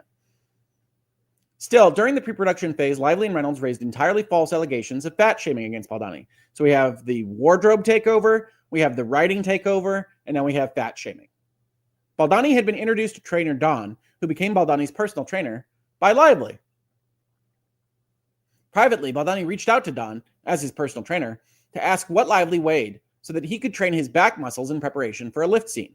This was important to avoid injury not only to Baldoni, who suffered from lifelong back injuries, multiple bulging discs, and chronic pain, but also to Lively if the lift cannot be completed successfully and safely. Yes, if I were to be lifted by someone, I would want to know that they are capable of lifting me. Notwithstanding Lively's recent attempts to deny the existence of any such scene, it was only nixed at her insistence after having been planned and rehearsed. Nixed is not a word you see in a lot of legal documents. The next morning, Baldoni was summoned to the penthouse by Lively and greeted by Reynolds, who swore at Baldoni and accused him of fat-shaming his wife. And I'll leave you to the parentheticals there. The confrontation from Reynolds and Lively was so aggressive that Baldoni felt he had no choice but to offer repeated and completely unwarranted apologies for what was a good faith and reasonable question to ask of his trainer. In her own complaint, Lively flat out lies about the absence of this scene by claiming the scene wasn't in the film. And again, overreach, right? The scene, I would assume, is not in the film because it's easy enough to verify one way or the other. So if you've seen this movie, let me know in the comments. But otherwise, it's not a flat out lie to say the scene isn't in the film. It is a suggestion that it was never in the film, and that in and of itself is a lie by omission, and certainly something that you can still call Blake Lively to task for. But it's not a flat-out lie to say a scene that isn't in the film isn't in the film.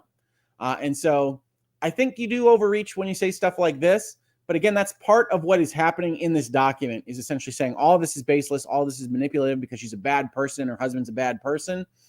But everything that they wind up talking about is at least some version of what happened, even if they disagree with the perspective. Accommodating Lively, and again, make a t-shirt. Wayfarer, sell a t-shirt that just says accommodating Lively. Baldoni rewrote the scene with Lively, despite the fact that for creative reasons, this scene was important to him as a storyteller and director. We need to know more about that.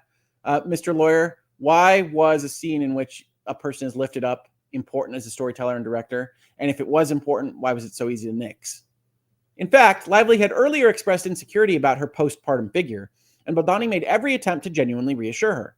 In this exchange, he stated, as her director, that anything you feel insecure about, we'll talk through and get creative together and make you comfortable. I just don't want you to stress about your body. It's the last thing you need. I want you to know you will look amazing. Anything you are insecure about, we will talk through and get creative together and make you comfortable. I just don't want you to stress about your body. So again, one of the aspects of this particular story and lawsuits that I like is kind of notions about how these movies are made. So what we're seeing here is this notion that, okay, you're going to be in a movie where you're going to have certain skin on film. We can film those things last. We can give you the time to essentially train yourself up, feel good about how you look on screen, and do it last. And that's what's happening here is you'll look amazing when you get trained up.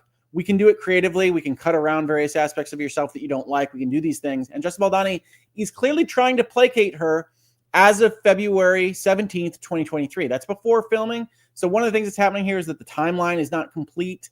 It's not, again, moving just in one linear direction as it might be the most easy to understand. But they are trying to frame out the case that they have to make in essentially the direction of strength. They feel these are the strongest stories they have to give.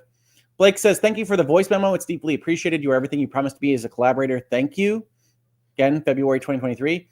But I know my job here. And this piece is in big part my job here.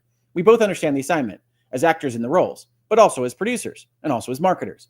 We understand artistically, yes, but we get what we need to do in all aspects for this movie commercially. As woke as we both are and work to be, this movie requires a certain aesthetic. We need hot people. It's a part of the job that we both excitedly signed up for. I feel I'm a hot person. I don't shy away from it because it's not problematic. It's the assignment. Like when someone is about to start an athletic event, it's their job to be in top shape.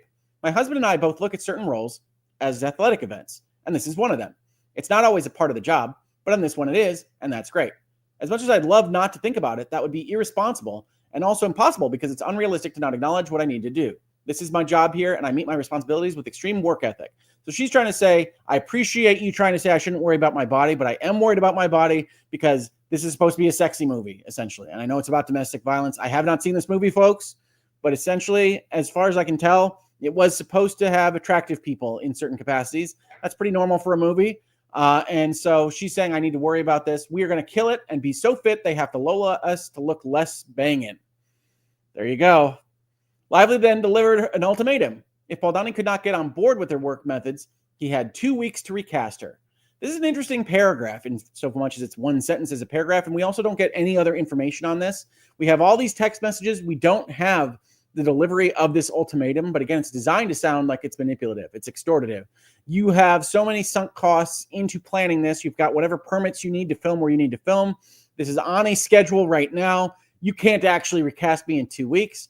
So I'm going to use that to help my takeover, as presented in this document. Implicit in this ultimatum was a threat to destroy Baldoni's reputation and career. If Lively were to back out of the film, especially based on accusations of fat shaming, which presumably would come out in the media once it was reported that Blake Lively was no longer filming this movie, Baldoni's reputation and life's work would be left in tatters. He had no choice but to bow to Lively and Reynolds' demands. And that's important for establishing extortion, essentially, that you have no choice. But I really don't see no choice here. It's essentially money and potentially reputation. You keep claiming that these fat shaming accusations and things would be destructive of your career. But as we can see in this document, you can absolutely kind of counter post these things. Maybe you think that would be unsuccessful in a long-running PR campaign against Blake Lively and Ryan Reynolds, and you might not be wrong, but it doesn't leave you with no choice but to bow to their demands. And I think you are essentially retroactively justifying your acquiescence in all of this, right? One of the things that happens is you're making a legal document, but Justin Baldoni and Jamie Heath and Wayfarer obviously are people too. They have their own feelings about what happened here. And even if this is as exactly as presented, I think they understand that they never should have acquiesced as much as they did as part of this particular story. So it's all kind of retroactively justifying their behavior. He cannot let her have opinions on everything, says producer unnamed. Jamie Heath, Blake, question mark? Or she's going to be co-directing this film. Yes. Yeah, we were talking a lot about that yesterday. Exactly. This is why everyone is starting to lose it. We've been talking about the same thing for months. Jamie Heath says, yep, it's starting to get resolved. Producer says, no, it's not. So we don't know who producer is in this particular text chain, but someone is talking to Jamie Heath. Someone is talking to Justin Baldoni. Someone's talking to Wayfarer and saying, this is getting out of hand. This was the first time Lively openly moved to seize control of the film from Baldoni, the threat to the recaster, but it would not be the last. Now we get to filming beginning. I want to make sure I capture any other comments that we've got here from members. MZ says, haven't actually watched any Lively or Baldoni films, but have enjoyed Ryan Reynolds ones. So surprised to hear him involved in some shenanigans behind the scenes. I don't have great vibes from Ryan Reynolds. That's my personal issue. Take that into account when I discuss him in these videos, in this video series. I don't have those great vibes. There are certainly aspects of this story that essentially corroborate my feelings on those vibes about Ryan Reynolds. So I do try to at least mention those when they happen in this document and otherwise. But yeah, I think he's a popular actor in a lot of ways, but actors, like every other person, can look one way in public and look another way in private. And I think that this story at least makes sense to me from what I understand of him in the past. And so we'll see if that bears out. I don't want anybody to prejudge anything on any of this. And this is just Justin Baldoni's perspective on events. But certainly what he states in this document is suggestive of somebody that is, let's say, at least very strong-willed, if not manipulative. Principal photography began for the film in early May 2023. On set, Lively continued to maintain what later appeared to be a facade of a close, caring relationship with Baldoni, even as she continued to make escalating demands for creative control. Now, that's an interesting claim, right? It's a facade of friendliness with Justin Baldoni. If she's capable of that kind of facade, is she not also capable of having that kind of facade after sexual harassment takes place? Right? Because one of the things you're going to try to establish in this document is that she comes back, she works, she's fine, everything's great, after all these things were claimed in this early filming period. But if she's capable of a facade, isn't she equally capable of it after the fact? By the time production began, Lively and Baldoni had worked closely together for months, and Lively expressed warm gratitude for her collaboration with Baldoni on the eve of filming. And again, I don't want to penalize people being nice to each other in work environments. I don't want to use that as evidence that something bad didn't happen later on. So I don't love any of this. This note means so much to me, says Blake. I've excited to start tomorrow, but it's only one piece of the journey. We started months ago, and I'm grateful for all we've built so far. Thank you for caring so much and for putting every bit of you into showing it. You have given so much of your time to fight for great, and that hasn't gone unappreciated or unseen for a moment. Let's do this stuff. Indeed. She talked about wardrobe choices to make her character much sexier. That's one of the aspects we saw in the complaint, is that she complains about Justin Baldoni talking about her sexiness level. We'll show you both ways, but the beanie is much sexier. It's the look. Feels TV without, especially with a crop top in the snow. It justifies the rest of the skin. And also is a girl I would check out walking down the street because it washes the effort off the rest of the look. Okay? Lively continued to express her warm appreciation and respect for Baldoni as filming continued. I'm not going to tell you you were amazing because you tease me for being so sentimental, but you were amazing today. Thank you. I do appreciate it. I'm just a ball buster, but it means a lot to me. I care a great deal and always want to deliver. You were terrific. I'm proud of everything we did today, but really every day.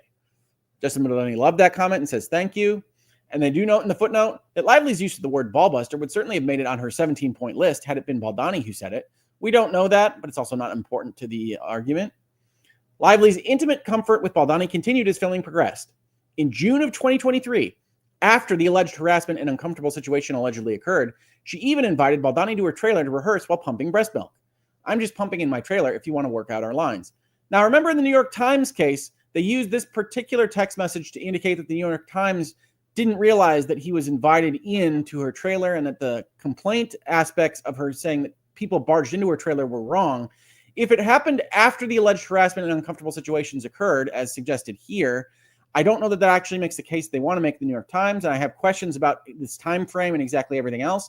I mentioned earlier in this video series that that particular text doesn't mean that they were invited at all and every time, and so it didn't really establish what they were trying to establish anyway, but it's even worse for them if it happens after the time frame in which everything else that she's complaining about occurs. Lively was so close and comfortable with Baldoni that she freely breastfed in front of him during meetings. She took photos of him holding and soothing her crying baby in her penthouse. They laughed deliriously during late-night writing sessions. Deliriously? Lawyers, were you there? All of these events took place after the alleged sexual harassment. Lively's accusations seemed to come out of the blue. And again, I just want to reiterate, I don't like the time frame being used here for this purpose, especially when we're talking about actors. It's kind of the job is to look comfortable in these various settings. I don't think it is evidence that sexual harassment or a hostile workplace or legitimate feelings didn't occur. It's circumstantial that they are less likely to have occurred if someone is happy with the other person after the fact, but it is not definitive evidence one way or the other. She even knew his tea order, speaking of non-evidence. I'm getting you a hot matcha. Sorry, I'm not as hip as these actors. I don't know what a hot matcha is. Maybe you can leave me a note in the comments. And do you know what Brandon likes? But evidently she was picking up tea.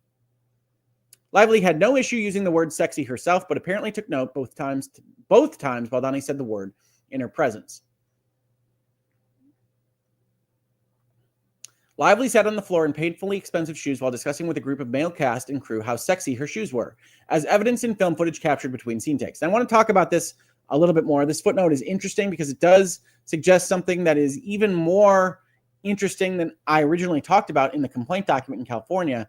That complaint was made on certain assertions that I said were going to be very difficult to verify because it was two people talking quietly in a separate area without other people being able to know what happened.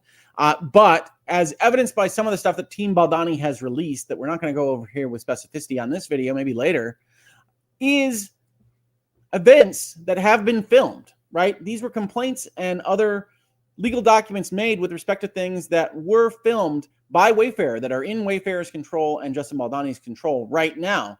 And part of what they say in this legal document are all the times in which they feel like the film footage goes against what Blake Lively is saying. Essentially that she couldn't have possibly felt harassed when he used the word sexy because she used the word sexy herself. And again, that's not the standard for when you make a hostile workplace. It's not the standard that you've heard this word used by the other person, and so now you can use it yourself. There's all sorts of ways that that might not be true or accurate, but the lawyers are trying to put the best spin on it they can. And certainly the fact that Lively is more willing to use these words than she might suggest in her complaint document is suggestive of potentially falsifying how she feels about these certain circumstances. But overall, I think it's important to remember that when you admit that all these words were said, you are admitting to the kind of underlying facts of these things. And if someone has an opinion or how they felt about those facts, that's a kind of entirely different ball of wax. Though she was loose and relaxed in her speech on set, she was increasingly stringent in her demands on production. She rewrote her own dialogue constantly and took it upon herself to make unilateral changes to other characters' lines, effectively rewriting the script day by day. It is well documented on film footage how frequently she requested changes. During the labor strikes, Lively moves to seize absolute power, like Emperor Palpatine. Production on the film halted temporarily on June 14th, 2023 due to WGA picketing. The next day, the production was notified that the WGA had agreed not to picket their set, indeed because the movie was already written and was being actively filmed, allowing production to continue. But Lively was already gone and refused to return to the production immediately. Wayfarer reworked the shooting schedule at great expense to film the scenes with the younger versions of the characters instead of footage requiring Lively. On June 27th, 2023, production shut down entirely for the pendency of the strike.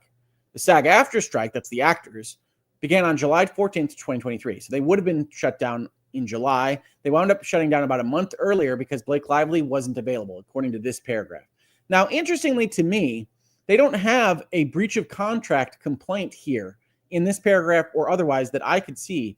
So if she left and was breaching her contract, her obligations to be on set at a specific time on a specific day when they were allowed to film, then the fact that that wasn't brought up here is interesting.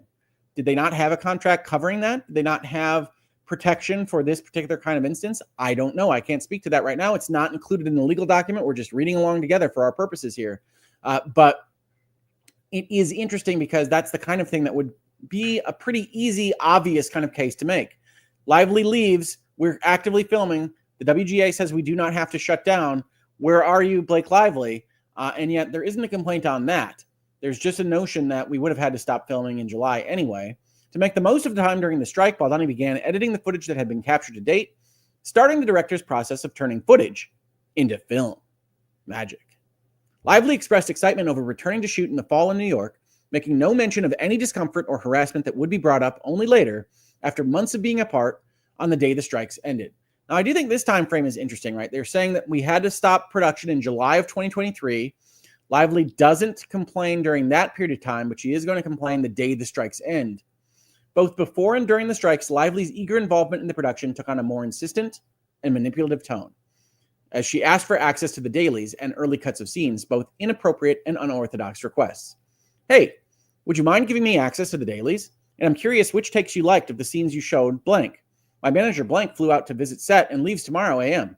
He heard all about it from Warren, and I'd love to show him.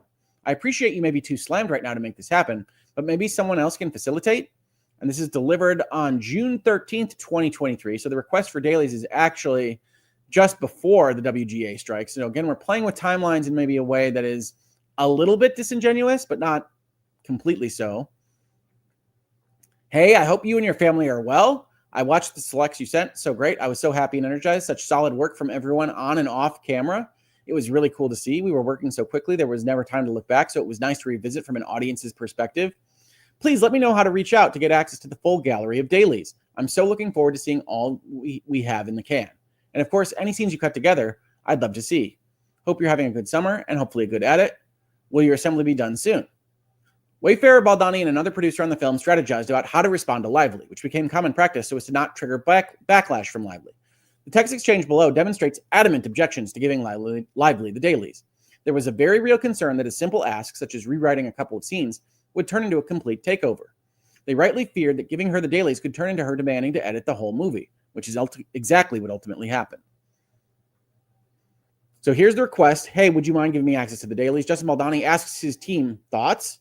Producer says, I'd say no, but check her contract first, LOL. That is totally a business response. That is exactly the kind of response I would give. Look, no, we shouldn't do that, but please make sure we haven't already agreed to do that. Wonderful. I was waiting for blank to respond first, open eyes emoji. It's an absolute no for me as well. Respectfully. Not sure best way to respond, being how delicate it is. Another producer says, I think you can either not respond until tomorrow or something else. Or say you need to talk to the team or just say, no, you're not comfortable with it. Maybe we can let this be a Sony decision. You see this as well, right? We see a lot of Wayfarer and Justin Baldoni acquiescing for harmony, etc. We also see a lot of kick it up to Sony. Sony clearly does not want to be the heavy in this relationship with Blake Lively. And that's a problem for Sony. It's certainly a problem for Wayfarer and Baldoni, at least as described in this story. Justin Baldoni says, thank you. Spoke to blank too. I think I'm just going to say yes and send her a playlist of a bunch of good takes from different scenes that last for 3 or 4 days. Blank said no, LOL. So the producer says, wait, we all said no and you're going to send? Baldoni says, no, she liked the idea of a playlist. No to access all dailies. I wasn't clear in text. So the idea they have is that he's going to edit a little bit, right? He's going to pick his favorites and only send her the favorites from a few days at a time, not just everything raw. Because if you send everything raw, she's going to be able to pick what she likes best and essentially make her own version of the movie. Justin Baldoni doesn't want to give up that particular power. And again, this is the kind of thing that you could negotiate in your contract if you were interested in this at the outset. So he's going to do that.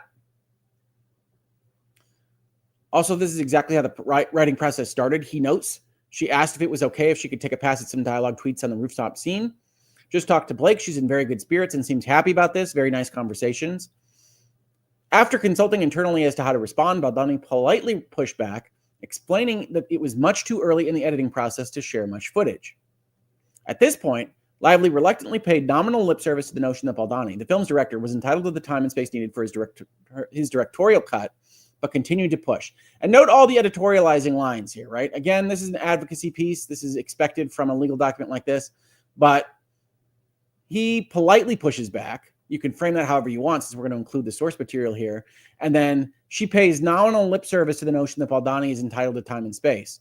And you can frame that however you like. I don't want to infringe on your time with your cut, of course. Don't feel the need to send me cut scenes. I was just excited to see. Read dailies. None of the producers have had access to the dailies. It's just you. And again, there's that passive aggression, right? We can read this. We're human beings. We've interacted with other human beings before. So Justin Baldoni tries to say, I'm not handing out the dailies. And she says, you mean you're the only one with the dailies? None of the other producers have access? Which, of course, is not the case. But she knows it's not the case. She's just trying to get him in a position to say, no, other people have the dailies, just not you. And that's the kind of part and parcel of this conversation. I certainly understand this kind of light pressure. I agree that that's what's happening in these text messages. Baldoni shared limited scenes with Lively, feeling uncomfortable all the while, yet he already knew that he had to bow to Lively's demands in order to get out the film and its powerful message. Finally, he put his foot down, sending Lively one final scene and then telling her he would not be sending any more cuts until he was finished his editorial process. Sorry, back-to-back meetings, all good. Love the excitement, and I'm excited to show you when the time is right. No, not just me. Blank and Jamie have access to dailies, but not assemblies or cuts. Happy birthday, Blake. Coincidentally, today is the last day of my edit as we are closing the room until we shoot again. It's been wildly successful, and I'm so happy. You are so fantastic in the film. I'm sending you over one of my favorite sections. I won't be posting or sending anything to anyone after this, but I'm excited to show you more in person when we come back. Please watch before Sunday as all PIX accounts get shut down on Monday until we are back up. Can't wait to hear what you think. Have an amazing day. The WGA strike ended on September 27th, 2023, and SAG-AFTRA later on November 9th, 2023. Months before, Baldoni had made Lively's representative aware that they would continue pre-production in order to hit the ground running when the strikes ended. Yeah, they had filmed in May. They want to hit the ground running as soon as those strikes are over. But Lively and her lawyers had been busy devising other plans during the strike. And again, framing, right? The same day that the SAG-AFTRA strike ended, Baldoni, the studios, and producers were eager to resume production. Instead, they were met with an email from Lively's lawyer, who sent Wayfarer an unsettling and unexpected 17-point list of non-negotiable conditions that must be met before Lively would return to work. The stunning list was drafted for the apparent purpose of insinuating or outright claiming that Baldoni, Heath, and others had engaged in sexually inappropriate conduct during filming. Nothing could be further from the truth. Again, that's the lawyer's job. I'm not sure that there's nothing here, but certainly the way this is framed out does appear to be a kind of lightning strike, secret attack to get what you want out of whoever the party is that you're discussing things with. I don't know that that's extortative. Again, there's a thin line between legal protection and extortion, and we've talked about that in virtual legality in the past on this channel. You can check out some videos I did on that. But this is an unexpected request as of November 9th, 2023. We were writing to address how to handle a return to the set of It Ends With Us. While we reserve all legal rights at this stage, our client is willing to forego a more formal HR process in favor of everyone returning to work and finishing the film. And that reservation of rights is important, right? This is one thing I mentioned earlier on, which is to say you make this list, and then you say as part of your complaint document, they followed everything you asked for. And then you bring your complaint about the things that happened before that list was actually sent out. You do have an issue with respect to the fact that once you go through any kind of process, everything stops. It does suggest that if you had gone through any kind of process, it would have stopped beforehand. That's only an issue with your lawsuit and your complaint, because part of your complaint is that they weren't going to listen to anything that you complained about. When in fact, what happens in real life is as soon as you complain, they immediately acquiesce to everything that you asked for. Both Wayfarer and Sony attempted to revise the document to make it factually accurate, being that the representation of set culture was inaccurate, and sent comments through Wayfarer's attorney, who incorporated Sony's notes. Now, there's an issue here because they can't get access to all of these notes because that is definitely covered by attorney-client privilege, so we don't see as much of that process as we might otherwise want to. But Lively's counsel's response, again covered under privilege, made it clear that the list was not open for negotiation.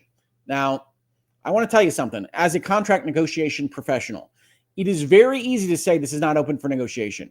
It is very different to mean that it's not open for negotiation. So again, what I see here is a situation in which Wayfarer and probably Sony, like Sony should probably be playing the heavy at this point in time, but at least Wayfarer and Baldoni and Heath are not going through the proper steps to protect themselves and otherwise engage in normal legal actions in contract negotiations. This list and the other list we see as part of the complaint and lawsuit from the Lively side still strikes me as a lawyer as something that you would not possibly agree to or sign in the manner that it is presented, because it does insinuate all these negative acts without protection for you and your client. So they say Lively's counsel response says it's not open for negotiation. Again, that's a kind of normal posture. It doesn't mean it's true. The list we provided was not intended as a starting point for negotiation. That doesn't even say it's not subject to. It's just not intended to. Rather, it is a set of protections that needs to be in place in order for our client to return to work. Please let us know as soon as possible whether Wayfarer will agree to accept all of the protections with the following additional clarifications. It was clear that Wayfarer would have to sign the document as is, despite the falsity of its insinuations. The alternative was to lose millions of dollars, cost hundreds of people their jobs after they had been out of work for months, and destroy their reputation, their relationship with Sony. Nonetheless, the demands themselves were agreeable. Indeed, some were already in place. And this jumped out in the complaint document. You can hear me talk about it earlier in this series already, but it did seem like the language used in some of these points, and certainly in the list that is not a part of this document, but we'll see discussed later, were designed to make it seem like something bad happened when it didn't necessarily have to happen, so that they could claim that this document meant that it did happen, as they do at the top of their complaint and in the top of their lawsuit. I don't think it actually does. I think this is a step too far for Lively, Reynolds, and her legal team, but that is what's happening here. I do see that. I do agree with that characterization if these events are as described in this document. Point one, intimacy coordinator. And I like that they do this in this document. It does make this lawsuit a little bit long for us, and it's one that we're not going to be able to cover entirely in this video, I don't think. But they go through the points and talk about why what is being insinuated didn't happen. And I think that's useful for purposes of disarming the effectiveness of this particular document and disarming the other list that we see at the top of their lawsuit. In fact, an intimacy coordinator had already been engaged during the first half of the production, so Wayfarer took no issue with the request itself, despite both Lively and her attorney knowingly insinuating that there was not one. And then they have a bunch of references from Lively's counsel about the nudity rider, about intimacy coordinators approving the nudity rider. So they clearly had notions of there being a nudity rider that could be put in place, that there was an intimacy coordinator working on those things. That's the idea of this section of the document. That makes all the sense in the world to me. And I think it is effective to say, look, this list was made to read one way, but it meant something completely different. And since we've already established for the prior 50 pages of this document that this is how Blake Lively operates to make things seem one way when they're actually very different, then you can look at this and understand what we are saying here in a way that maybe you wouldn't if we just led with this. Although the presence of an intimacy coordinator is not a Screen Actors Guild rule, but rather a recommendation, Baldoni was eager to engage one from the start to ensure talent, himself included, felt safe during intimate scenes. It was also important to him that the intimacy coordinator be a woman to help craft sex scenes that would speak to the mostly female audience of the book, i.e., be written from the female gaze, a fact Lively later mocked in both her complaint and her CRD complaint. Yeah, she does mock it. Given both Lively and Reynolds' firsthand knowledge of these facts, Lively's insistence in her November 9th, 2023 return to production demands on the constant presence of an intimacy coordinator was baffling. However, because Wayfarer had already engaged in an intimacy coordinator and had no issue with the request, and given the request came with the threat that Lively would not come back to work after months of filming and planning being delayed, Wayfarer acquiesced. Again, make a shirt, guys. This acquiescence, given with the written caveat that Wayfarer disagreed with the characterizations, was later used by Lively to falsely suggest an acknowledgement that there had not been an intimacy coordinator at all. Point 2, limiting review of intimate scene footage to those with essential business reasons. Given that this was already standard practice in the film industry and in practice on the film set, Wayfarer readily agreed to this demand. Yep, we're already doing that. That's an easy one to sign off on. Also, Lively had never asked for a closed set. However, production had always adhered to this and had no problem agreeing to the demand. For clarity, no intimacy scenes were even shot prior to the November 9th, 2023 return to production demands. Therefore, under no circumstances did Lively shoot intimacy scenes without a nudity writer, as suggested in her complaint, and production did not violate any SAG-AFTRA rules. The one simulated nude scene filmed prior to the strike break and the November 9th, 2023 return to production demands was a scene that Lively wrote, knew of in advance, and directed the action for.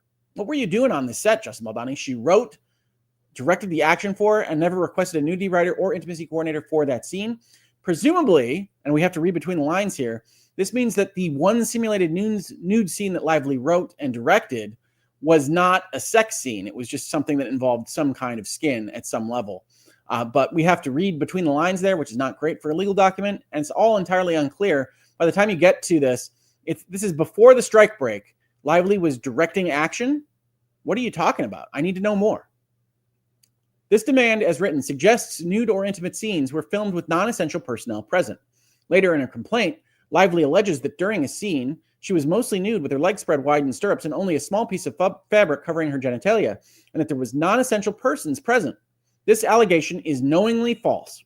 To begin with, to describe Lively as mostly nude and naked from below the chest down is dishonest. Lively was wearing black briefs and a pregnancy suit that covered her midsection, and her top was covered by a hospital gown.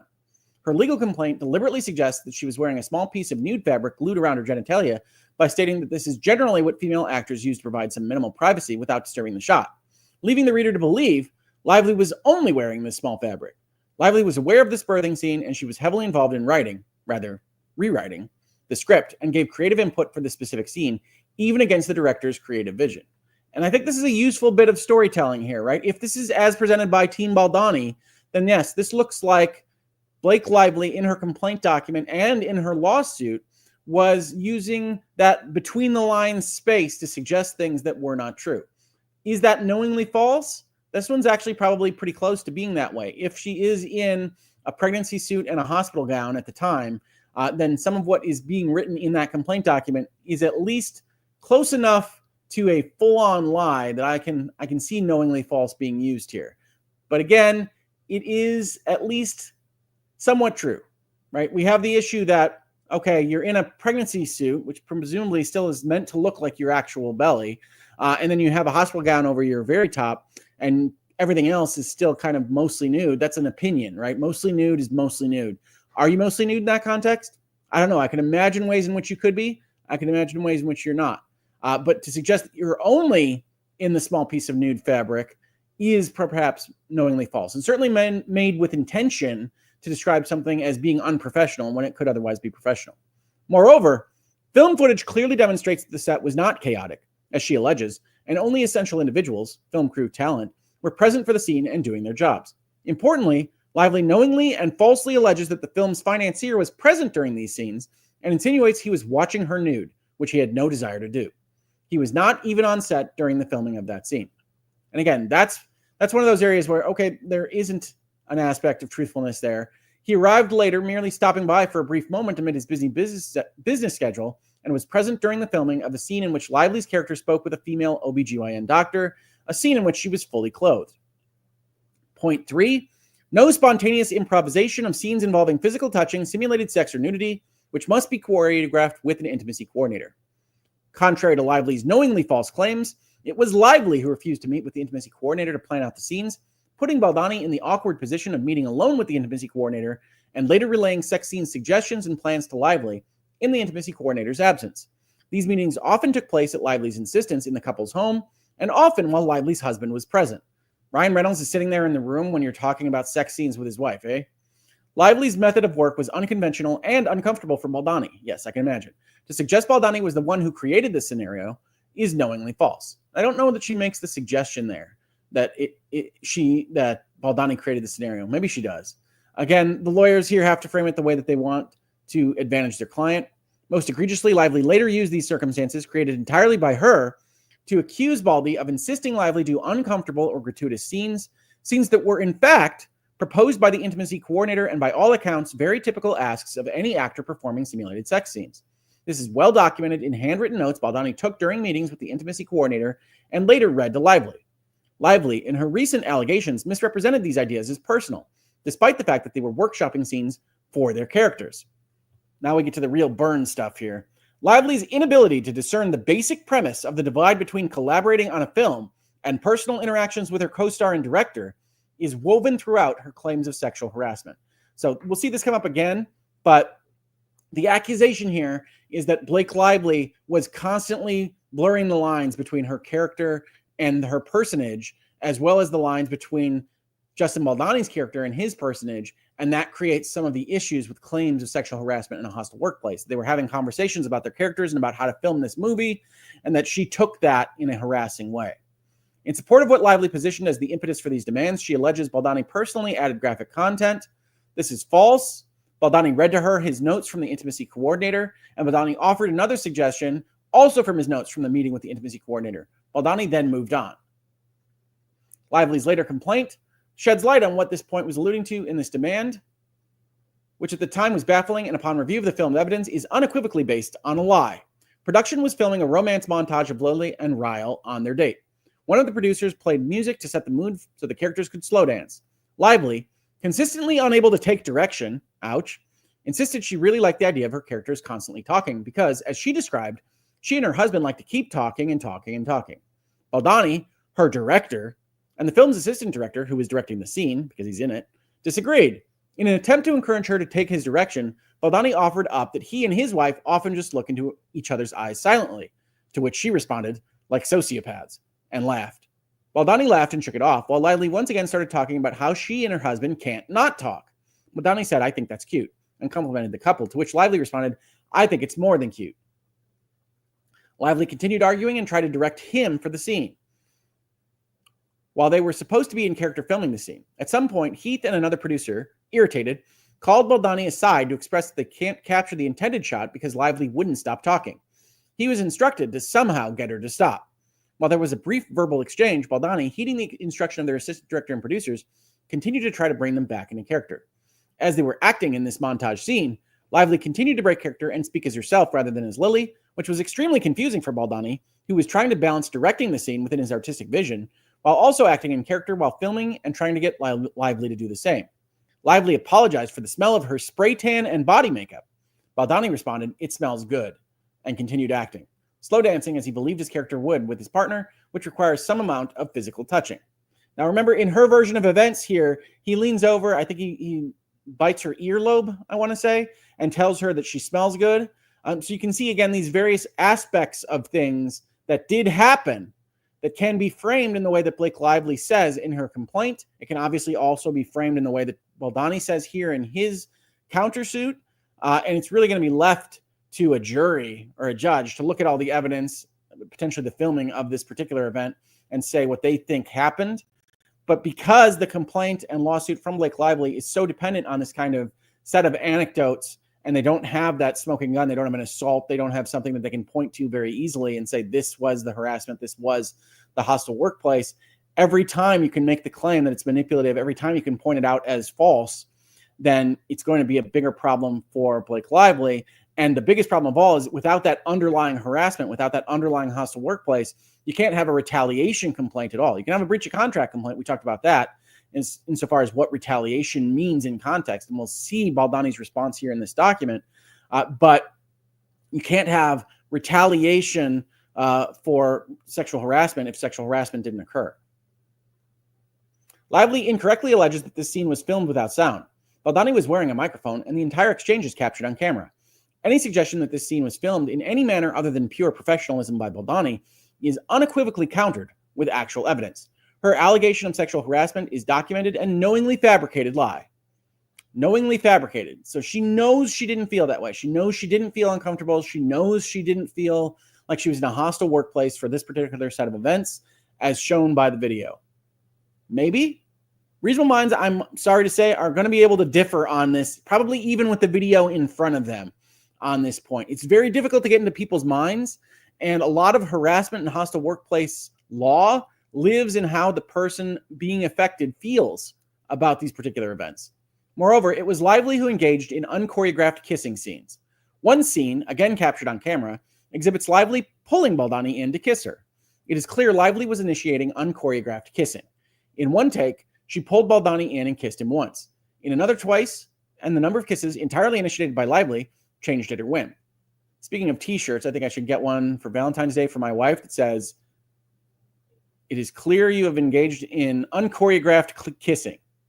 Baldoni, as a professional actor who, among other roles, played the lead's love interest in television's Jane the Virgin for 5 years, odd aside, is, like most actors, accustomed to rehearsing or filming scenes multiple times, often with variations, without needing permission while in character. Yeah, I think that's called giving takes to the director. While Lively now takes issue with any innocuous improvisation Baldoni, as Ryle, may have allegedly initiated while in character, there's a lot of space here, right? The lawyers, again, are picking their perspective. While Lively now takes issue with things that Baldoni might have done, we're not going to talk about them here. Baldoni treated their relationship on camera as professional, each playing their part, each doing their job. This is a perfectly justifiable case to be made for why Justin Baldoni is not sexually harassing Blake Lively. But I do note when I read this sentence that they are skipping what may have allegedly been initiated while in character, which is their claim. If no one was supposed to improvise, Baldoni would have had no way of knowing based on Lively's own actions. Lively demonstrated again and again that this was a normal and acceptable part of filming romantic scenes. Since I need to give my voice just a little bit of a break before we move on to the next point here, point 4, let me know if you have any comments here, anything that you want to add, anything that you want to put on screen so that we can talk a little bit more about this. How are you feeling about this response? How are you feeling about the Baldoni lawsuit right now, especially as compared to Blake Lively's complaint document in California and her lawsuit in federal court in New York? What are your thoughts? Who do you think is winning this? What, if anything else, do you have to add to what we've already gone through so far? Against the Tide raises that his Jane the Virgin co-star, is that America Ferrera? Is she Jane the Virgin? Am I right on that? I don't know. He thinks very highly of Justin. Fair enough.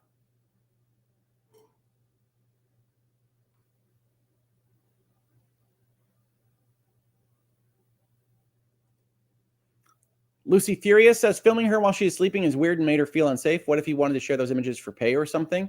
That certainly could be an area here. Again, one thing I want to leave open the door for everybody to walk through is that this can be mostly as described by Team Baldoni, and someone could still feel uncomfortable. That could still create a harassing or hostile workplace environment. It's one of the problems we have with our laws, right, is that we do have this kind of existing in the minds of people. You don't know what you don't know. If you're not trying to be a bad guy. Justin Baldoni could be a good guy. He could be an awkward guy. He could be bad at communicating with his co-stars. He could be bad at communicating with his employees or his producers or anybody else. We can already see that he is tilted towards acquiescing to whatever pressure is placed upon him in this context. That could easily be resulting in unsafe or feeling unsafe work conditions if done in the right way. So I do think it's a possibility that effectively what we're looking at is a Rashomon kind of scenario where both people have different perspectives on events, and this is what led out of it. I also think that it's important to take into account the story that they're telling in this document, that Blake Lively wanted to control this particular film, and that's ultimately where she winds up at the end of this. So to the extent that it is useful for her to have felt sexually harassed, for her to have felt placed in a hostile workplace environment, I also think that it might be useful to be more sensitive to that, to want to make that case a little bit more, to take notes about what could potentially be seen as sexually harassing in the right context if you want to wind up with control of the film at the end of the day. So I don't think anybody gets out of this unscathed. If this goes all the way to a real trial, I think everybody's going to look at least a little bit bad.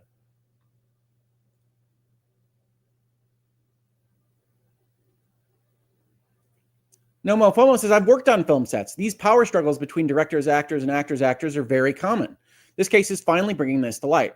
I do think one of the aspects of this lawsuit and these lawsuits that I really like is you do get a lot of spotlight on all these various things that are happening. None of this seems like it's impossible to have happened the way it's described by really either party.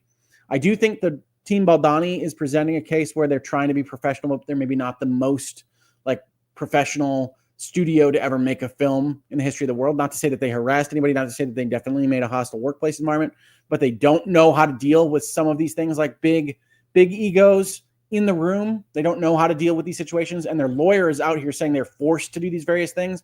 One of the reasons I'm pointing that out as often as I am when we go through these documents is that they aren't really forced. Yes, there's money on the line. Yes, there's very important things that could happen, very bad things that could happen to their employees, that kind of thing. They could go under, they could lose their reputation, but they aren't forced to make these acquiescences to Lively, to Reynolds. And to suggest that they are, which is necessary for their legal case on an extortion basis, which I don't think is their strongest claim here, is maybe going too far, right?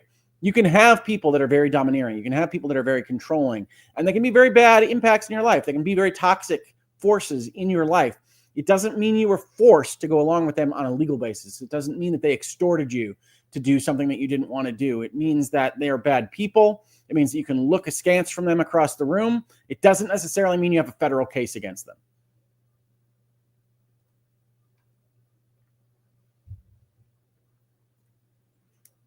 Green Mizjez says, regardless of who wins, what are the likely legal consequences? Money and public shame of a guilty verdict? I can't see this winding up in actual court, but that's, to be honest, because most of these settle. Almost everything of a civil complaint variety settles. And it might be the case in a PR war that one side or the other thinks that settling would look too bad for them, and they wind up going all the way to court with this. That's really why we saw Depp v. Heard wind up in court. So it's a possibility, at which point you would have a jury decision one way or the other, and social opprobrium applied to the loser in that particular scenario. But I think more likely than not, it's a settlement. We get a very unsatisfying settlement statement that's agreed to by both sides' lawyers that essentially says neither side is agreeing that anybody did anything wrong, but a settlement has been paid, and we're looking forward to putting this behind us. And that's the most likely scenario sometime in the next year. But if this does go to court, yeah, I imagine that it would be a pretty big deal, and a lot of media would cover it. We might even cover it on this channel if it did go to court, even though that's not what we do here for the most part. So I think the most likely consequence is a settlement statement, a settlement, and us not really getting a lot of transparency as to who paid what and why and who's admitting to anything, because the statement will say nobody's admitting to anything at all.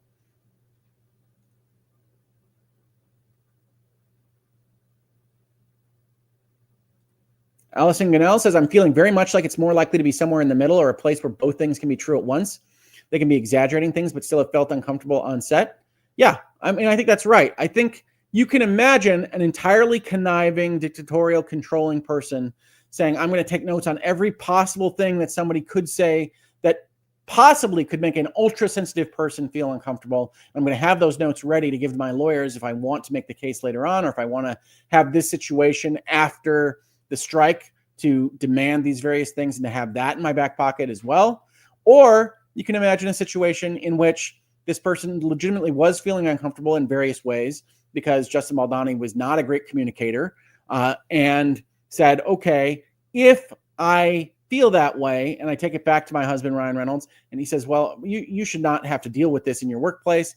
You should potentially take over the situation because he's not a good person to work with and you don't want to be affiliated with him in the future. That rather than an entirely kind of preemptory move to take over the film, it's essentially a response to something that you already felt as Blake Lively. I do think that this is a pretty compelling document to suggest that she shouldn't have felt this way. I don't think that it's a compelling document to suggest that she didn't feel this way. And I don't know that we can actually square that circle. I don't know that we can get to a place where we know 100% for a fact that she didn't feel X, Y, or Z. But with enough evidence, enough film dailies, enough text messages, maybe you could present that where you feel like, as a jury member, you've got enough there to go on that this was a manipulation on the part of Blake Lively or otherwise. I'm just not comfortable saying that just based on complaint documents. This is not enough for me. And I certainly haven't gone through the whole timeline or the text messages or anything else, but I'm not a detective, right? I'm a lawyer. I am not someone that's going out there and trying to determine exactly what happened. I'm trying to talk with you all about what these documents say, why they say them, how we should take them. And again, keeping in mind that reasonable people can read both of these documents and come to almost an entirely opposite conclusion that you or I might. And that's kind of the annoying part of the legal system. It's certainly the annoying part of things like sexual harassment and hostile workplace cases. It's one of the reasons why MeToo popped up, is that there is this huge gray area space in running an employer, running an operation like making a movie. And since there is this gray area space, it was very difficult for certain people to come forward and make these complaints, because you know that the well-resourced, angry lawyers on the other side are going to be able to make a document like this one against you. So I think Me Too, I think stopping sexual harassment, stopping abusive employment context is super important. But insofar as thinking that, I think it's also super important that people not use the movement towards making sure that women feel more safe in their environments to advantage themselves in a way that is going to ultimately hurt the safety of others. And so if this is as presented by Team Baldoni, and Blake Lively and Ryan Reynolds were engaged in essentially a manipulative scheme to take over control of this particular film and potentially more in the future, then I think that needs to be fought against, and the legal system needs to come down as hard against it as possible, because manipulation of things like safety rules, things like laws that help protect other people, hurts those other people when that manipulation takes place.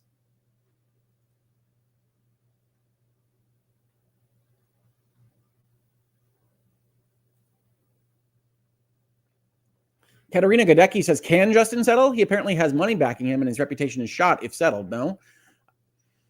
Again, that's what this legal document says, right? Any settlement, any statement completely kills his career. I think with this much flack in the air, with this much stuff out in the open, then you would have a reasonable conversation about whether a settlement in this context actually means anything bad happened, or whether there was just too much pressure on one side or the other.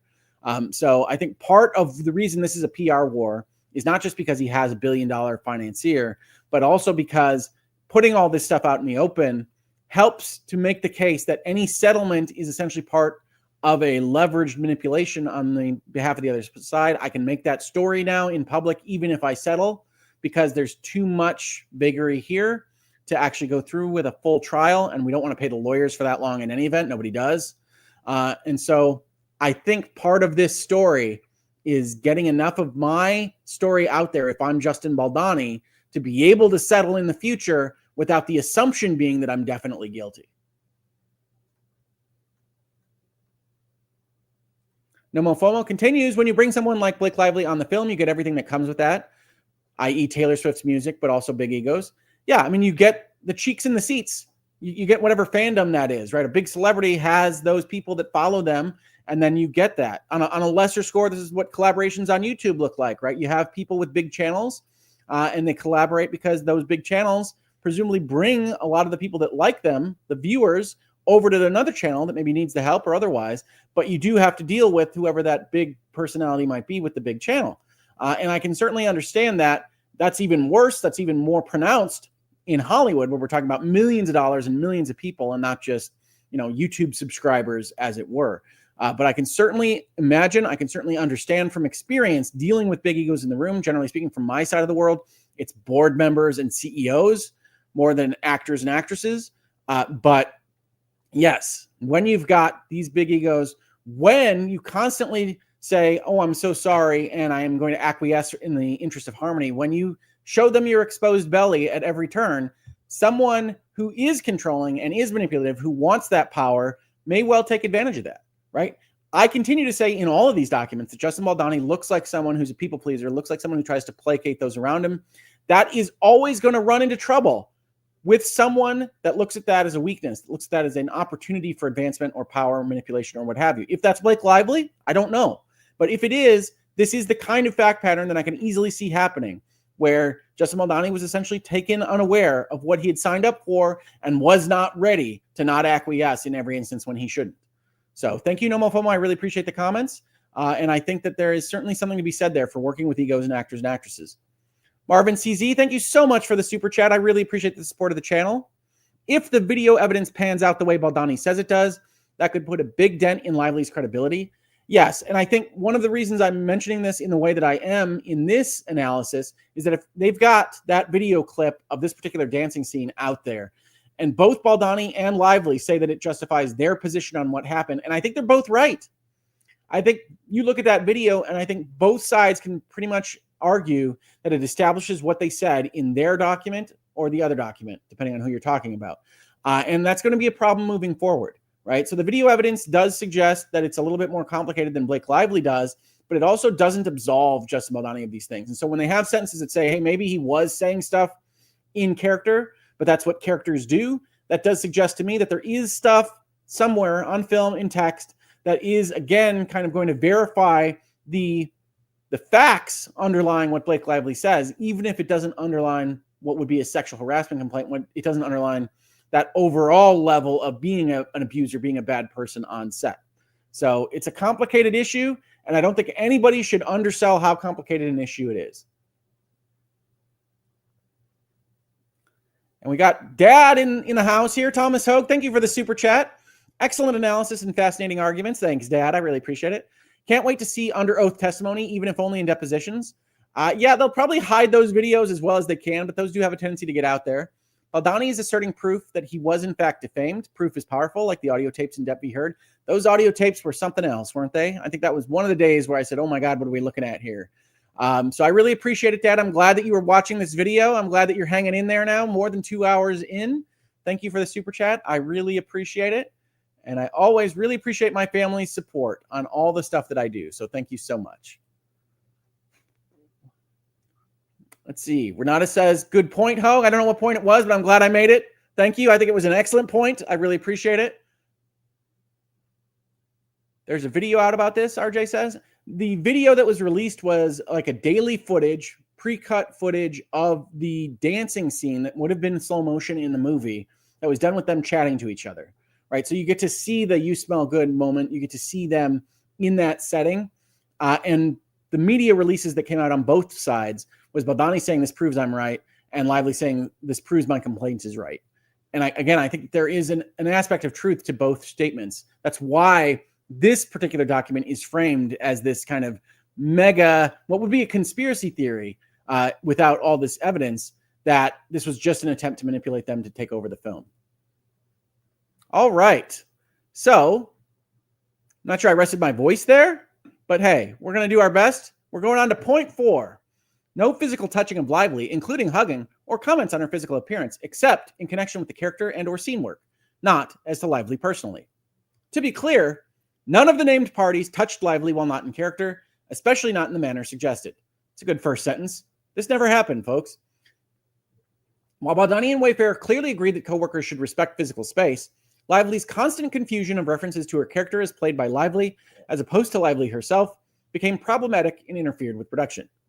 So this is another one of those burn sentences that we've seen earlier. She's incapable of taking direction. She can't separate from her character and herself. This was caused in large part by Lively's persistent desire to direct and inability to accept direction.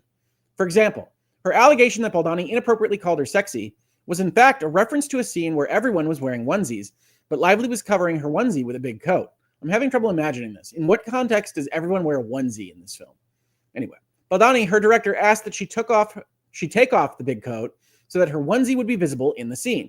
Baldoni said it will be hot, as it was 90 degrees in the small bar with no air conditioning.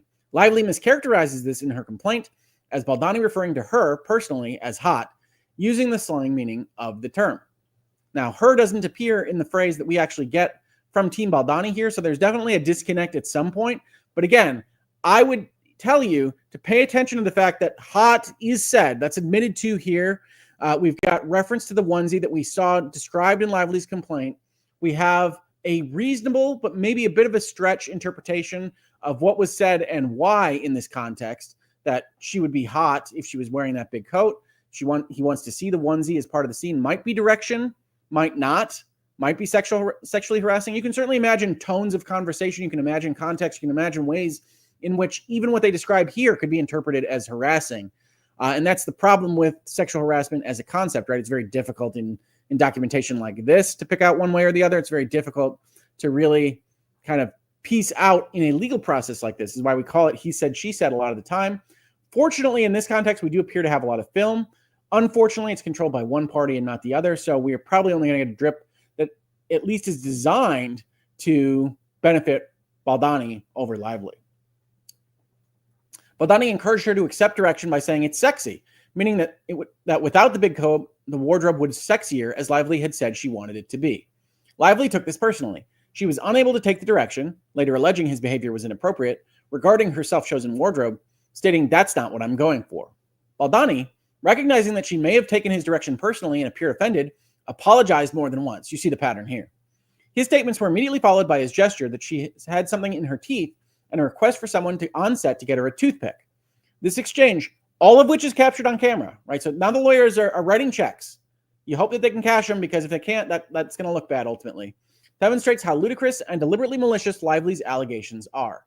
So again, they have this on film. They'll be able to show this to somebody on film, and somebody will be able to interpret it themselves.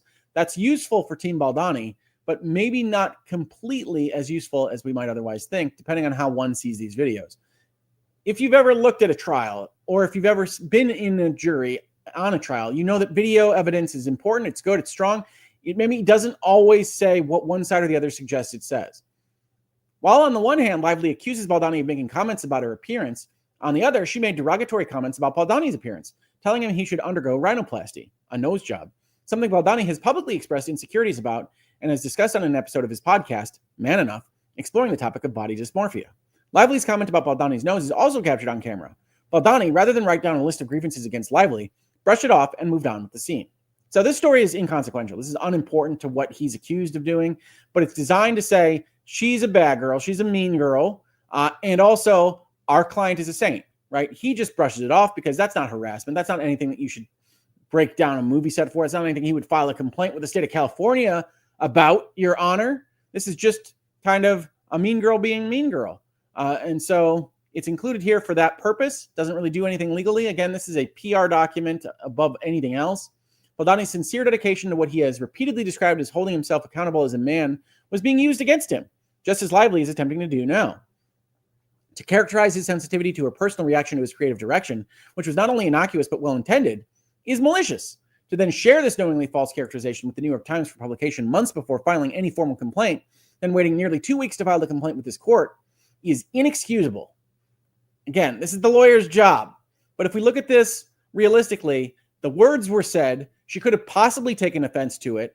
And if she did, there's nothing false about that. You can say, hey, you shouldn't be using the complaint process for this. You shouldn't feel that way about this.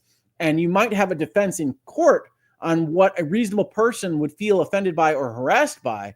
But in order to get to defamation, you have to say that she was acting falsely on this, that she knew that she was wrong when she was making these accusations, when she was using the leaks to the New York Times.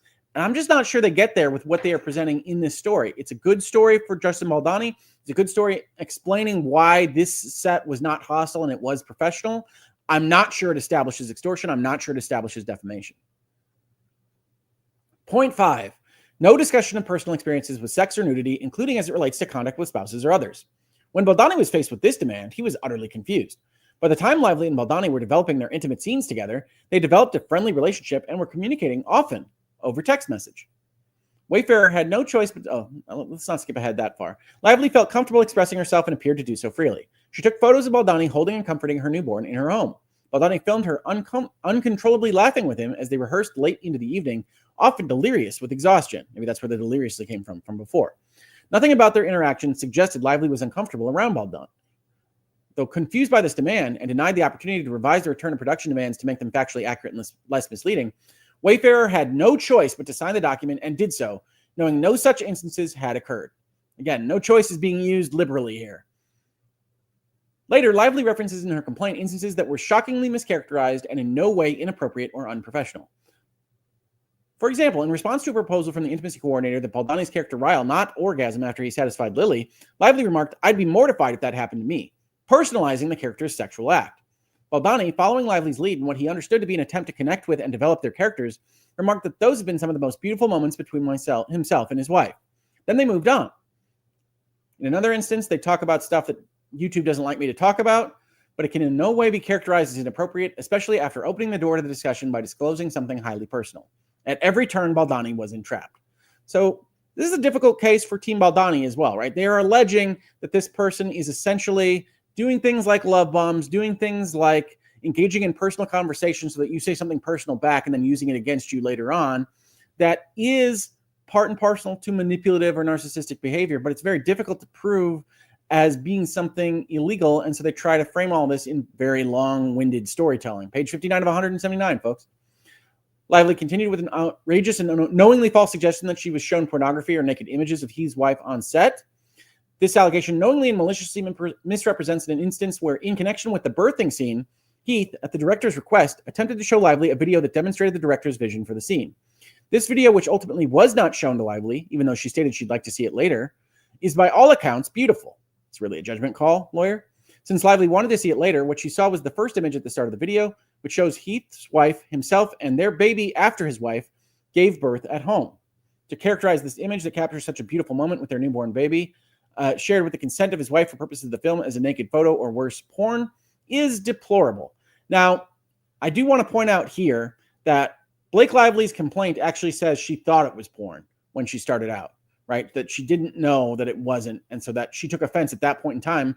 Because again, you can imagine if she legitimately feels uncomfortable with the various things that are happening on set, when you have the producer come up and show you this video thumbnail of something and say, you need to watch this, honey, then that might well be something that makes you continue to be uncomfortable, regardless of what it actually is in fact.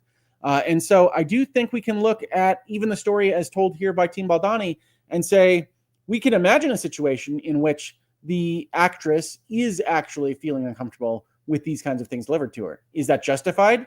It's really up for a court to determine at this point. Point 6, no one to enter Lively's trailer while she's undressed. More than once, Lively invited Baldoni, Heath, and other producers into her trailer so that she could multitask, understandably balancing motherhood with her work obligations. Regrettably, while accommodating Lively, again, another line for the t-shirt, Baldoni and Heath were led into situations that would later be characterized as harassment. Lively herself invited Baldoni to her trailer to work on lines while she pumped breast milk. Lively regularly breastfed in front of Baldoni while they had meetings. Heath was invited into her trailer for a meeting at her request while she was having makeup removed from her collarbone because she was not able to meet at another time. While it is possible he inadvertently made eye contact at one point, he did not recall. Lively later mentioned he did, and it made her uncomfortable, to which he responded, "I'm so sorry, I really didn't realize." Lively responded, "I know you weren't trying to cop a look," and they moved on. Lively's suggestion that not one, but two professional and conscientious men barged into her trailer several times, or attempted to enter or pressured her to allow them to enter, offends not only their long-established integrity, but the sanctity of their vows to their wives and their dedication to their children and families. There you go. Preach it, lawyer man. Again, that's a little bit of overly pulpy language for this particular document, but yes, Lively's suggestion that they wanted to come in and look at her naked offends the sensibility of them as family men and professionals, indeed. Lively is aware that both men are incredibly supportive and respectful of motherhood, to say the least. Heath's wife is a vocal advocate for postpartum mothers. Baldoni's wife co-founded a company that designed a breastfeeding garment, a prototype that originated with his mother when he was an infant. Point 7. No filming nude or sex scenes except per nudity writer, and no use of prior nude scenes without a nudity writer. Lively was provided a nudity writer approved by the SAG intimacy coordinator and was given ample opportunity to provide notes before production commenced. Months later, the demand for a nudity writer became a part of the 17 demands and presented as if it were Wayfarer and not Lively who was the cause of its absence. The demand also stated that any footage previously shot without the nudity writer in place may not be used without Lively and her legal representative's consent, despite the fact that no simulated sex had yet been filmed. In fact, only one scene involving simulated nudity had even been filmed, and it was a scene that Lively knew of well in advance, given that she wrote it herself, knew when it would be filmed, and directed the action herself, never requesting a nudity writer or an intimacy coordinator for that purpose. Point 8, Lively entitled the personal representative on set. Wayfarer has no objective to that. Point 9, notice of COVID-19 exposure. Although the AMP-TP return to work agreement established COVID protocols expired prior to the start of principal photography and no testing or masking was required, Wayfarer agreed to inform Lively if production became aware that she was exposed to COVID. Point 10, and this is the important one. This is bold and italics in the complaint documents that Lively filed. Point 10, no retaliation for requests. This is one where the language is, in my opinion, ridiculous. It says retaliation shall include things like sarcasm. While Wayfarer in no way conceded that Lively's demands amounted to a report of genuine sexual misconduct, Wayfarer had no interest in retaliating against Lively for making these demands. Their only desire was to make a great movie. In the interest of maintaining a professional and productive atmosphere on set, they agreed to meet all of her demands, including a broadly defined statement. It's very broadly defined. That's actually underselling it, lawyer. A broadly defined statement that they would not retaliate in any manner, including sarcasm. Wayfarer agreed, though later it became clear that Lively would consider any future effort to push back against her demands with respect to the production as unacceptable retaliation. So in this framework, and you can understand why they think this, if this is exactly the way things went down, in this framework, this retaliation paragraph was included so that anything they tried to do in the future about rewriting scenes, about editing dailies, about whatever it might be, could go back to what was quote unquote admitted in this document as being sexual harassment and seen as retaliation for that purpose. So they feel like they were essentially trapped in this particular statement. And if they did feel that way, they shouldn't have signed it. I mean, look, I think that this presents a case that Blake Lively and Ryan Reynolds took advantage of them through their legal team for this document. That's fine. But you have to be responsible for the things that you actually sign. If you're going to sign a thing that says you won't retaliate, including negative press, including sarcasm, including making somebody feel unhappy in any possible way, then you signed that document. And there's nothing I can say to prevent you from being held responsible under that document that you signed. On information and belief, this demand was included to safeguard Lively, not from retaliation, but to secure her place as leader of the film with the threat of claims of retaliation if Wayfarer or Baldoni pushed back. Sucks to be you, right? Like that's the reason like the lawyer talks to you about this before you sign it. And yeah, maybe Sony should have pushed back more. Maybe Sony had a bigger stick to wield on this particular point, but I don't know what to tell you, Wayfarer and Justin Baldoni. Point 11, mutually agreed Sony representative required on set. Wayfarer agreed to the concept of having a Sony representative on set whenever Lively was on set, though it gently pushed back on the idea that it always be Ange Giannetti, who might occasionally have other work obligations. Overall, however, Wayfarer agreed. Point 12, additional Lively approved producer to be hired to supervise filming. Wayfarer pointed out the additional expense. In the end, Wayfarer agreed, as it would cost production more if Lively refused to return to work. Existing third-party producers empowered to actively supervise production. While disagreed with the suggestion that any producer did not have appropriate authority, Wayfarer agreed, stating that any third-party producer was already empowered to do so. Point 14, Wayfarer to use Lively approved body and stunt doubles. Despite not requesting this at the contract negotiation phase, Lively's pre-approved stunt and body doubles were fully acceptable to Wayfarer. Ultimately, no body doubles were used in the film at Lively's request. Point 15, and this is one of those stories that comes up in a bunch of the media. No filming nude or sex scenes of any actor's portrayal of Lily except for nudity rider, and no use of prior nude scenes without nudity rider. This was an overstep, an attempt to expand Lively's right to her own nudity rider to assert control of the nudity rider for another actor, the actor portraying young Lily. While seeing this as infringing on the young actor's independent right to her own nudity rider to decide on her own contract terms, Wayfarer once again was forced to agree, while informing Lively that young Lily had already filmed her scenes pursuant to her own rider. Point 16, all day players must be hired through talent agencies, not personal connections. This point appeared to relate to Lively's misleading claim that Baldoni inappropriately cast a personal friend to play the obstetrician during Lily's birth scene. Baldoni casting an experienced actor who happens to be a friend is no different than casting Lively's sister, who was cast because she is Lively's sister. The actor portraying the obstetrician is an award-winning Shakespearean-trained actor with an MFA, Master of Fine Arts, in acting from UCLA, in addition to appearing on numerous hit television shows, has toured nationally with a Tony Award-winning acting company, and attended Oxford's acting program on full scholarship.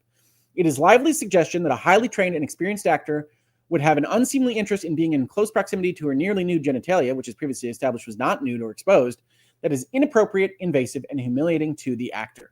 So this was an area where it popped up in the storytelling in the complaint document that didn't make a ton of sense to me, but it did leave open the possibility that this was an actor that Baldoni just happened to know. That's the argument here in this document.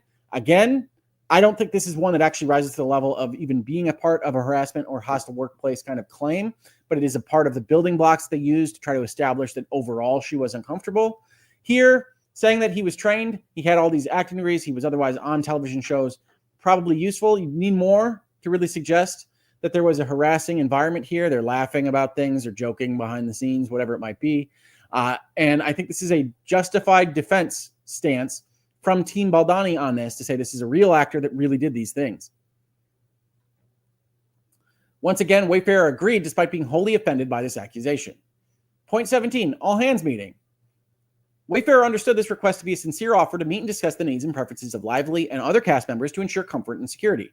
In that spirit, Wayfarer readily agreed, believing that an opportunity to discuss concerns openly and to plan resuming production would be welcome. As will be established, Wayfarer's good faith belief could not have been farther from the truth behind this demand. Lively, with the support of her husband, used this demand to justify an ambush of Baldoni and Heath on the eve of the first day of filming in Phase 2 of production. Importantly, Sony, who also had a representative on set, found the 17 requests confusing as well. "Hey, Jamie," says Sony, "took a look at this. No change in my mind from what we discussed last evening. Items 1 through 10, 15, and 17 are basically yes, of course. Interestingly, I'm surprised that you don't already have a negotiated nudity rider in place, given the subject matter and content of the book, or am I misinterpreting her comment?" And that is by design, right? The way that these things are all framed suggests that they are correcting an issue that may or may not exist. Items 11 and 13, I'd want to hear more about what is underlying and what she's hoping to accomplish. Respectfully, of course, in the hope that some combination of the studio representative and the empowerment of Alex, presumably, whatever that means, might mitigate the need to engage an additional A-level producer. Item 14 is another question mark, since it sounds like she already approved the engaged stunt double. And as for item 16, I guess I'm confused about this one as well, and why the engagement of day players has found its way on the list. Perhaps some of the upcoming sensitive scenes involve day players and extras, and this is an attempt to manage the perception of their professionalism. Anyway, again, another clarification point. So Sony's looking at this, has their concerns, but if I'm Sony, big international movie makers, I am probably taking a harder tack on the assumptions put forth in this document, or at least inquiring as to Wayfarer as to why those assumptions are made if I'm not on set all the time. Before returning to production, Lively had even more script notes and changes beyond what was already performed during Phase 1. Baldoni realized he needed to cede control of the script to Lively as she wished. Having no energy left to fight, he sadly declared he was waving the white flag and submitting, and would give Lively 98% of what she wants. And again, this is a story that they want to make for extortion purposes, but again, it sounds like they gave up. They agreed to it, right? He says, okay, I was pushed too far. They manipulated me. I had no fight left. But that's not stealing. That's essentially convincing in legal parlance. And so they're going to have an issue with, you handed over the keys. Once you hand over the keys, how can you make the claim that you were extorted on this front if what they did was go through legal process to ask you to sign these documents, and then you said, oh, I've got too much money on the line to say no to any of these requests, so I'm going to sign the document anyway. That's just legal negotiation. That's not extortion. But reasonable minds can differ even on that. Continuing that creativity is impossible in an environment shrouded by fear. By now, we all know what she is capable of. And so, yes, this is Justin Baldoni effectively giving up as of December 27th, 2023. This is actually before the January ambush meeting as described by them. A producer thanked Baldoni for his thoughtful breakdown. Meanwhile, on the day before commencement of the second phase of filming, Lively casually reached out to Baldoni, together with Heath and the film's producers, to meet in her home. Lively brought Reynolds as her chosen representative. Notably, she did not request any attendees from her union, the Screen Actors Guild. Together, Reynolds and Lively blindsided the rest of the group with a list of grievances, read aloud by Lively, that were as troubling as they were fictional. I told you they liked that. Reynolds then launched into an aggressive tirade, berating Baldoni in what Baldoni later described as a traumatic encounter. As Baldoni later said, he had never been spoken to like that in his life. Reynolds demanded that Baldoni apologize to Lively for actions that had either never happened or had been grossly mischaracterized. Baldoni resisted apologizing for things he had not done, further enraging Reynolds. Yeah, and seemingly the only time that he has done that in this entire fact pattern. Everyone, including the producer Lively had asked the production to engage, and the Sony representative, left the meeting in shock. The producer said that in his 40-year career, he had never seen anyone speak to someone like that in a meeting. It does make you wonder what was actually said in this, right? You assume a 40-year movie-making producer has heard some things. So what in the world did Reynolds say, if this is an accurate depiction of what was said by this producer, that made him say he'd never heard anyone speak like that? The Sony representative said later that she often thought of the meeting, and her one regret was not intervening to stop Reynolds' tirade against Baldoni. Baldoni and Heath left the meeting deeply unsettled by Lively and Reynolds' behavior and the power dynamics at play. It was clear to them that this was the latest escalation in Lively's concerted campaign of extortion to extract concessions and creative control over the film. A campaign now apparently joined by Reynolds. Apparently joined by him earlier on. They just didn't know that he had written the scenes on the roof. It is crucial to note that the list of grievances read at the January 4th, 2024 ambush were new, separate, and apart from the 17-point return to production demands, and were never presented to any of the parties present. It is crucial to note that because that list, as it appears in the complaint document that looks like it's an email or a kind of text document, doesn't appear in any other context. It's basically said in the complaint that the parties discussed them and were agreed to, but it doesn't establish that the things listed there actually happen, and there is overlap with the 17-point return to production document. The Lively CRD complaint misleadingly suggests the parties agreed to a list of 30 items. Many of the items listed on the CRD complaint were new, entirely based in lies, and neither read nor provided to any of the parties, let alone agreed to. The only document presented to the parties was the 17-point return of production demands presented on November 9th, 2023, and signed over 2 weeks after this meeting on January 19th, 2024. Lively's CRD complaint, which on information and beliefs she disseminated to the New York Times well in advance of the legal filing, is riddled with blatant and deliberate misrepresentations, as is her complaint here. As Lively admits, filming resumed the following day and then concluded without any further grievances or references to previous disputes by Lively. Then Lively completes her usurpation of the film. Lively requested through producer Todd Black to join Baldoni in the editing bay. Notably, despite her allegations that Baldoni made her uncomfortable, Lively insisted on working closely with him through this process. And again, I do have certain objections to the suggestion that someone can be harassed and then it has to be in constant fear and shock afterwards and can't otherwise engage in things like being in the editing bay with the person. But I have not had the same experience myself.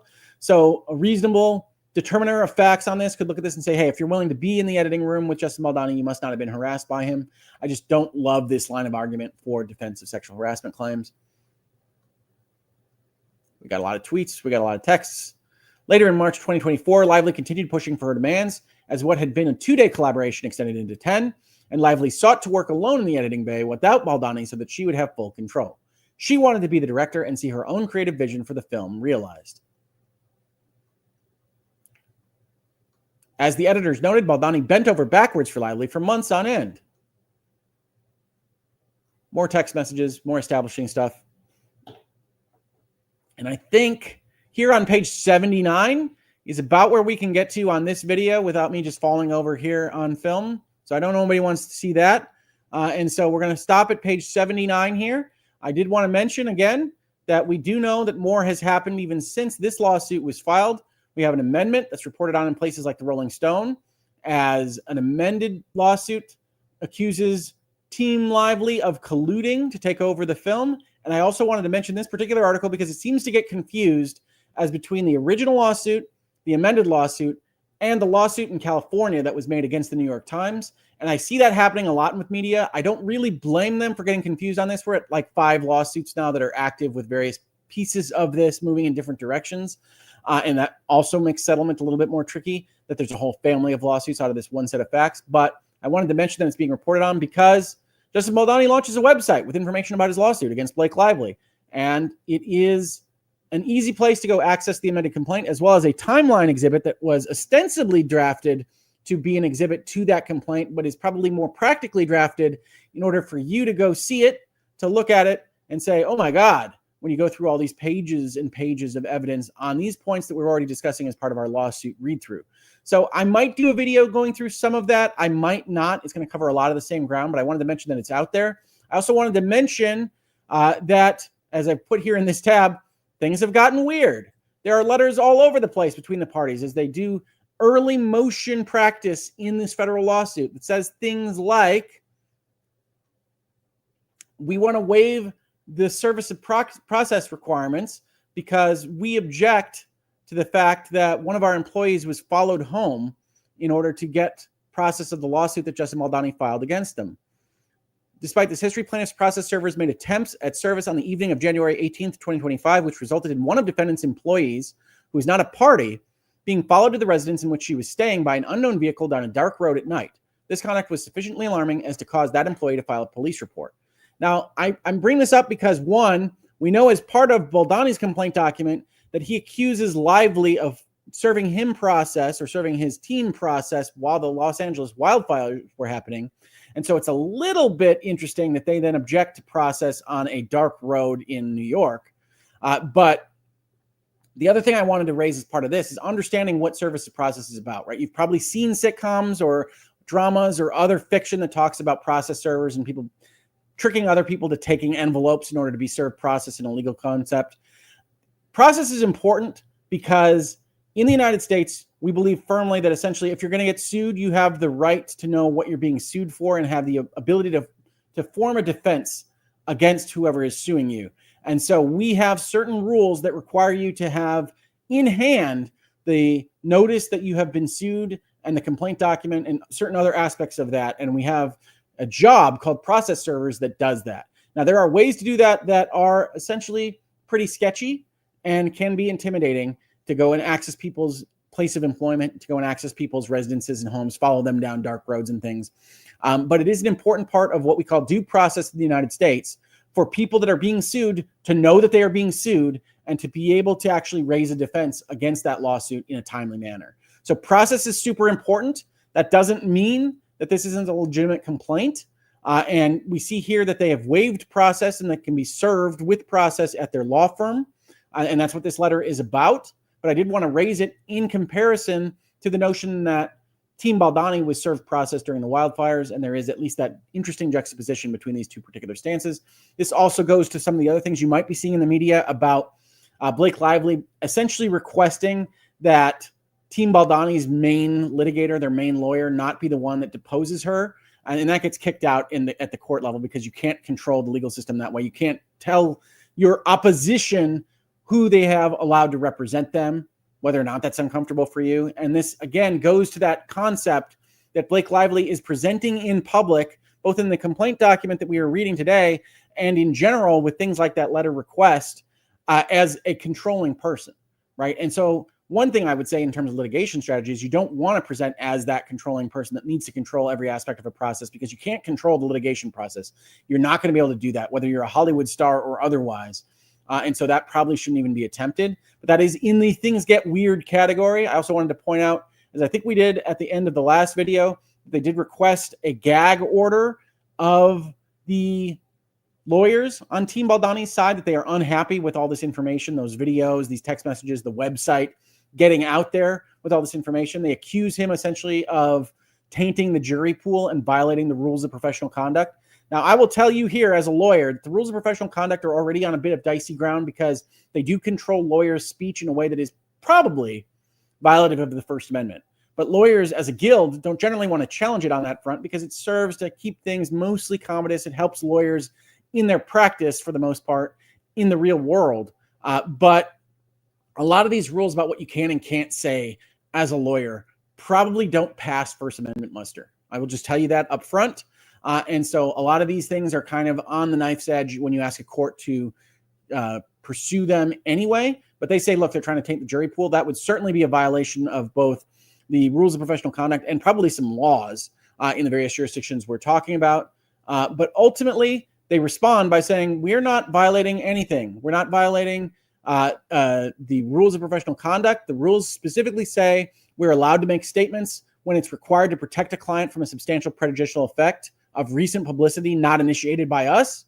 And in this particular case, the leak to the New York Times is that publicity, that's a defamation, that hurt our client, that caused the agency to drop him that he worked with at the time. And so we are allowed in a defamation context to go out there and try to correct the record. And that's what they say here. Honestly, as I said in the earlier video, it was unlikely that the court was ever going to agree to a gag order of the opposition's litigation strategists, but the court did kick out that concept, but at the same time asked for the parties to submit proposed protective orders for how they should be behaving in public, right? And this gets reported on in the media as judge tells attorneys for Blake Lively and Justin Baldoni not to fight case through media. It's kind of what they said. Again, hangouts and headlines, right? We're going to give at least the benefit of the doubt to the way that reporters report on these things. But what the judges appears to say is, look, you can't taint jury pools. Obviously, you can't just litigate this in the court of public opinion if you're going to pursue a federal lawsuit on these grounds. But also, I can't actually make you stop talking about these things. That wouldn't be justified for either side here. And so it's still in a state of limbo. He's asked both parties to submit protective orders. He's asked both parties to essentially submit a plan for how they should talk about these things. And both parties go to the CNN and say that they want, right? My clients are devastated, but I'm very happy to hear that the court is going to prevent them from tainting the jury. The court granted our request that all attorneys in the matter actually follow the rule of law and not make any statements that could prejudice the jury. The case deals with serious allegations of sexual harassment and retaliation. We will hold the defendants accountable and Ms. Lively will prevail, etc. So the lawyers are doing their jobs out there, right? This is what litigation looks like. And we rarely see litigation and a PR war like this with such well-resourced individuals on both sides. This is a rarity. And I can't even think of the last time we've seen a spotlight on the actual movie-making process, how these studios work together, all these emails, all these text chains, all this ego from really both sides in this way. And so that's why I will still keep talking about it here, even as things continue to get weirder and weirder. Because Jed Wallace, That guy who the New York Times reported on without knowing anything about him because the complaint and Blake Lively didn't know anything about him has filed his own lawsuit. And we haven't talked about that one yet because, my God, we still have 100 pages to go in Justin Baldoni's first crack at his lawsuit. But I wanted to mention all those things here in Hangouts and Headlines. I love talking about all these things with you. If you like it too, please do support the channel. We have dropped support through Player and Utreon, not because they're bad people, not because they're a bad service, but because at my current level of organization and energy, I can really only maintain the support structure through one platform. So please, if you want to support us through an outside platform, consider Patreon, consider memberships, consider super chats. If you don't want to support us financially, that is totally okay as well. Just subscribe, tell your friends, give up votes, give down votes, leave comments to these videos. I love discussing all these things with you.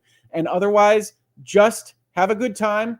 Tell people about Hangouts and Headlines, tell people about virtual legality, and we will answer questions and comments when we can. So thank you everybody for being here. 2 hours and 40 minutes right now. Maybe we'll get to 3 hours if we have a lot of comments. I don't know whether we will or not.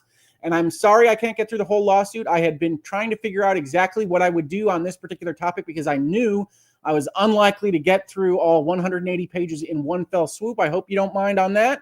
But I love talking about these things. I think there's a lot to dig into. I do not think it's just a celebrity sniping fest. And I think there's a lot to talk about with respect to defamation law, First Amendment law, extortion claims, and the rest. I would ask all of you that watch this video that are here in comments either live or later on to not just go out there assuming that you know exactly what happened with respect to Blake Lively, with respect to Ryan Reynolds, with respect to Justin Baldoni, or anyone else featured in any of this, but to look at everything with an open mind, to critically reason through everything else that you're seeing, and to just continue to approach it with those reasonable minds and different standards that I know you already do being here in this space. With that said, I will catch any questions or comments right now, and I will capture any stars or super chats that I have missed, and I will then let you all out of school. The onesies is part of the book that they would wear onesies and get free drinks, says Gwen Mendez. Thank you for the super chat. If Blake would have read the book, she would have understood Baldoni's direction. I mean, she was presumably already wearing a onesie at the time, so that at least makes sense. I appreciate the context. I really do. I could not make heads or tails about why there was a scene of people in onesies in what I understood to be a fairly adult movie. And so I appreciate that. I don't know what bar was giving out free drinks for wearing onesies, but that's part and parcel to novel making, I suppose. Thank you so much for letting me know, and I will try to capture anything else that pops up. Lucy Fury says Jed doesn't want his proprietary manipulation of media to be revealed. That's totally fair. Yes, that might well be part of the lawsuit. But yes, one of the things the New York Times says in their reporting is we don't know what Jed Wallace does. We think it might be very nefarious, and it might be a bot network, and it might be all these various other things. Jed Wallace, that's really the only mention he gets in that article because the complaint document that Blake Lively files doesn't otherwise know either. So I will be interested in reading that lawsuit, but I have not read it yet, so I can't comment on it right this second. Victoria asks, do you think Justin's attorney should take the website down? No, I do not. Do you think the other side might try to sanction him for it? They could try. I will tell you that the standard for sanctioning opposing counsel is ridiculously high. Like, you have to do really, really bad mafioso type things to get sanctioned for the most part. There are exceptions to that, but they are very rare. And certainly the website itself, while perhaps inadvisable or that reasonable attorneys could say that's not a good idea, is not, to me, an obvious sanctioning kind of thing. You're putting out information in a defamation case that you think tells the truth. You're not going out of your way to edit it, as far as I could tell. It's complete images. There might be some underlines and some arrows and things. And so you're just putting out that public information. I think someone could try, and the lawyers for Blake Lively and Ryan Reynolds are representatives of Blake Lively and Ryan Reynolds. So the client is king there. But if you are an attorney, sometimes you have to fire the client if they ask you to do things that you're not comfortable with. I can't imagine them asking for sanctions here. But again, I'm not a high-profile litigator, so maybe they just want to have that PR war at the same time. Victoria, I just wanted to thank you for your super sticker. I really appreciate it. Looks like it's a little pear offering me some coffee. I'm a tea drinker. I don't know what a hot matcha is. This is not that. But I thank you for your hot beverage recommendation, pear.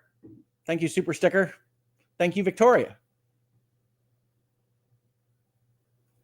RJ says, doctors, nurses, and you have done a great job. Also, Mrs. Hoeg, too. I think Mrs. Hoeg is the one most responsible for me being able to sit here even for 3 hours and talk with you all at this point in time. But I am very, very thankful to be able to do it at all. There was a point last year where I didn't know whether I was going to be able to do anything on videos or content creation whatsoever, even while my physical recovery proceeded pretty well. So I appreciate everyone being here, sticking with me as the format continues to change, as I continue to kind of circle around the target of what I can do. I think we found one with the virtual legality a week and Hangouts and Headlines per week. Even if these get a little bit long, and you would not believe how tired I am after I get done. But I am so thankful for all of you here. Victoria, you are very welcome for answering that question. I am hopeful I can answer anybody that has questions that I can answer in this space. Against the Tide says, like requesting a certain lawyer not being the one deposing you. I can't believe the lawyers asked for that. That is one where I think that Blake Lively's lawyers would have been wise to tell their client, no, I'm not going to do that. But it is also suggestive of clients that are very controlling, even in that relationship, right? You take the advice of your lawyers because they know what they're doing. You pay for really expensive lawyers because they've done it before. And then you make them do things that embarrasses them, that get kicked straight out of court because they are embarrassing. You're not getting the best bang for your buck. But I'm not their lawyer. I'm not Blake Lively. I'm not Ryan Reynolds. I'm sure that's news to everybody here. But that's the nature of being a legal representative. And sometimes you do wind up having to make arguments that you are not terribly comfortable making. I speak in the contract negotiation standpoint, but in litigation as well. That's part of the job. But sometimes you have to tell your client, absolutely not. That is silly. I could get sanctioned for that. That's illegal. Whatever it might be. It's just dumb is one of the things you can tell them. Glorin McLaughlin. I apologize for butchering that. Good to see you doing so well. Heart emoji. Thank you for the super chat, Glorin. I really appreciate it. I am thankful to be here. It's February 6, 2025. I think it's almost the 2-year anniversary, almost exactly, of me coming home from the hospital. So I really appreciate everybody being here and being with me on a stream like this. And I will try to get to a conclusion stream to this particular lawsuit next week. I can't really do one of these more than once a week, but I will try to do that next week.